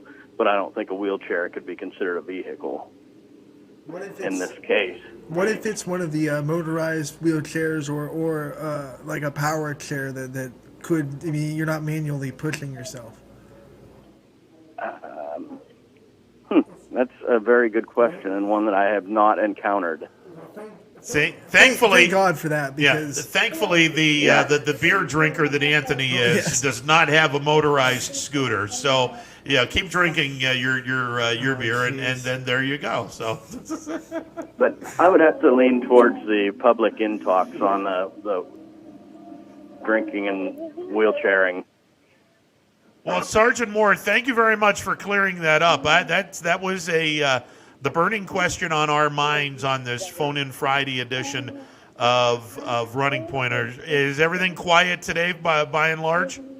Well, it is, because I am actually off today, so I'm not even in a position to look the answer to that. Because now I'm going to have to do some research and see if that would fall under the definition of a vehicle in the state of Ohio.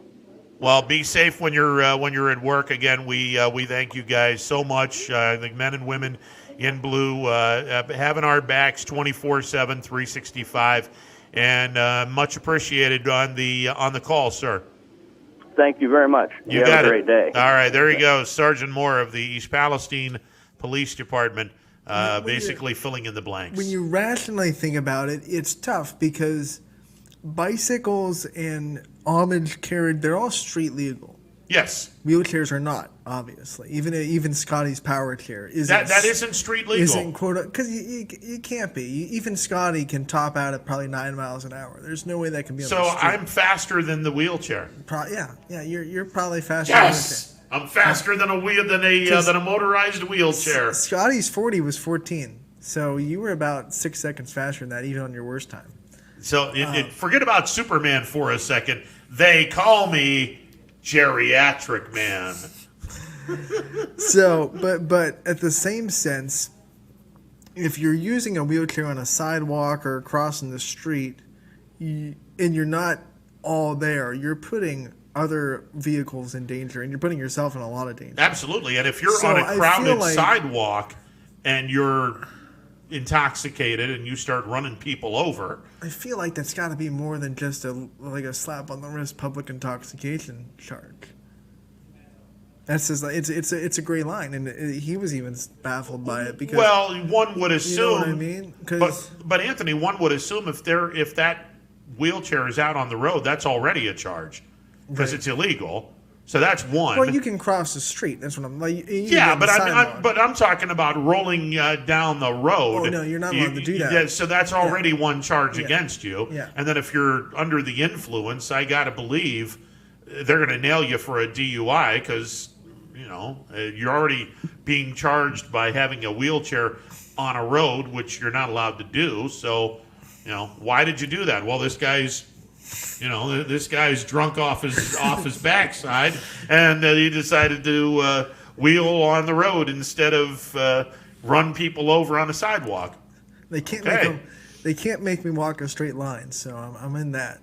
That's true, but they can make you say the alphabet backwards. I don't think I can do that sober. That's hard. ZYXVW. You have to pause. TSR. Start sounding drunk already. QPONML. Yeah, that's tough to do. Tough to do. That's always the joke I make. Like, oh, they're not going to make me walk a straight line. So. No, there you go. Have you been drinking? I don't drink. I know you don't, and we're gonna clean that up. We're just having some fun. Anthony does not drink, but it would be interesting, especially if a person has a stronger one hand than another. Yes. And you have been drinking, and the one hand is a lot stronger than the other. Yeah, that's a dead giveaway. Yeah. But fortunately, you don't drink, so that's a good thing.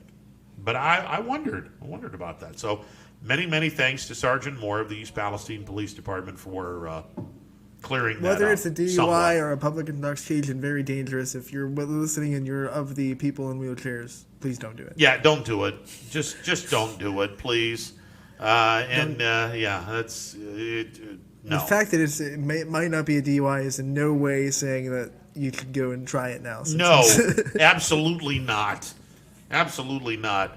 All right, so when Monday comes around, do you think that the players, assuming that the owners do offer 72 games, 85% prorated salary, do you think the players take that? I think we're starting to see really quick responses. So I'm going to say by Monday, we're going to have the players agree with it. Maybe by later in that week they'll have all the parameters set, and maybe by the end of next week, hopefully we'll have a schedule out and we'll be ready to go. All right, it's June the 12th right now. June the 15th is a Monday. So if they accept it over the weekend, they could probably get into spring training by what? Late next week, mid to late next week? Probably the 20th. I'm going to say that Monday, the players and the owners will have an agreement by Monday. Spring training will commence on June the 20th. How much did they get any spring training in before the shutdown? Most of the spring training was in. So let's do let's 3 say, like, weeks. 3 weeks. So 3 weeks would take you to July the 11th. Season starts on July the 13th. Sounds doable. If you want to do an all-star game, the 14th, I'm just saying, that's around the time of which the all-star game would be played. It would have to be completely fan-voted because there's no stats to go off of at all. Well, yeah, absolutely. You would either that or just have last year's members do their thing. And like I said, if you do an all-star game, what you could do for it would be very beneficial to bringing fans in because you can make it a premier social media-led game. You could do all the hijinks you want. You could do whatever you want with it, and it could really be a opportunity to market the lower generation of kids and social media users out there because there's a lot they could do with social media to really get that game popular. All right, if you were to start the season on the 15th of July, assuming you had an all-star game and then everyone gets back to work on the 15th, you're looking at 1, 2, 6, 7, 8, 9, 10.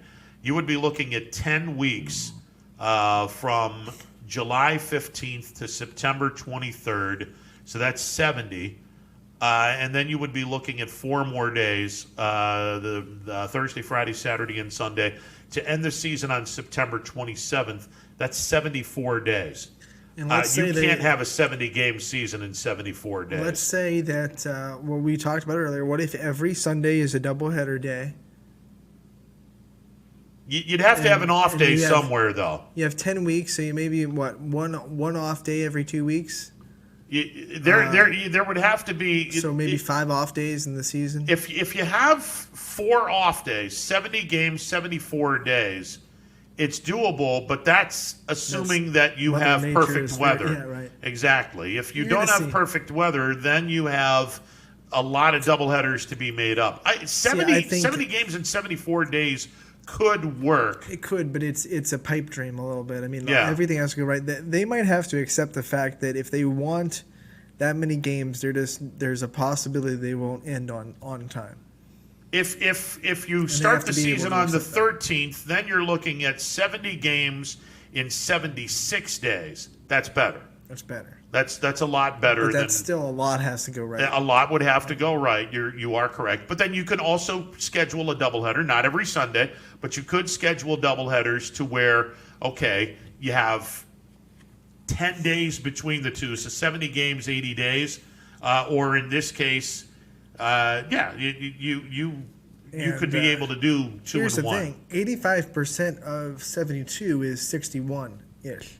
So if you had 10 or 11 doubleheaders, and you just don't pay them for that second doubleheader game, that could be your 61 games right there. You just don't get paid for that. That's true. Second doubleheader. The only issue is, your rotation would be screwed up. Yeah. But I'm sure Major League Baseball could do this. If you always had a break right after your doubleheader, then the rotation could go back to where it was. That's true. And if everyone had doubleheader Sundays, and then the Monday is off. Yeah. And then you have to ask, do you want Monday to be a universal off day and have no baseball on Monday? I have no problem with that. Yeah. Let's just get this thing worked out first and foremost, and then we can worry about it. But 72 games, you would be playing your other division 4 times, 5 teams, 4 games each. That's 20 games. You would play your division 13 times. I'm good with that. 72 games works.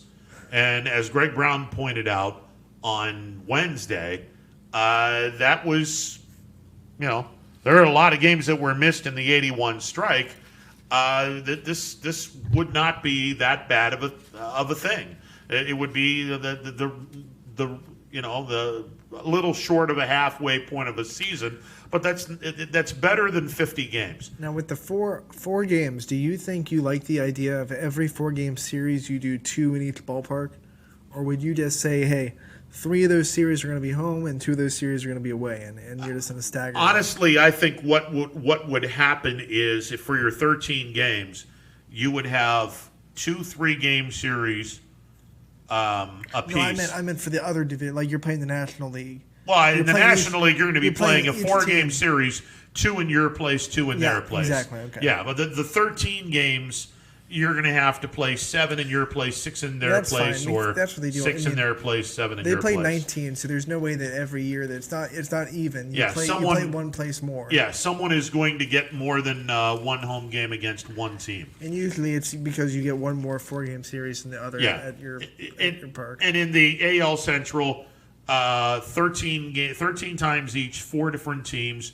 2 of the teams you'll have 7 games at home. 2 of the teams you'll have 6 games at home. And I'm sure they alternate that every year in a sure. So whoever's year it is to have the more home games, and then that particular matchup. Exactly.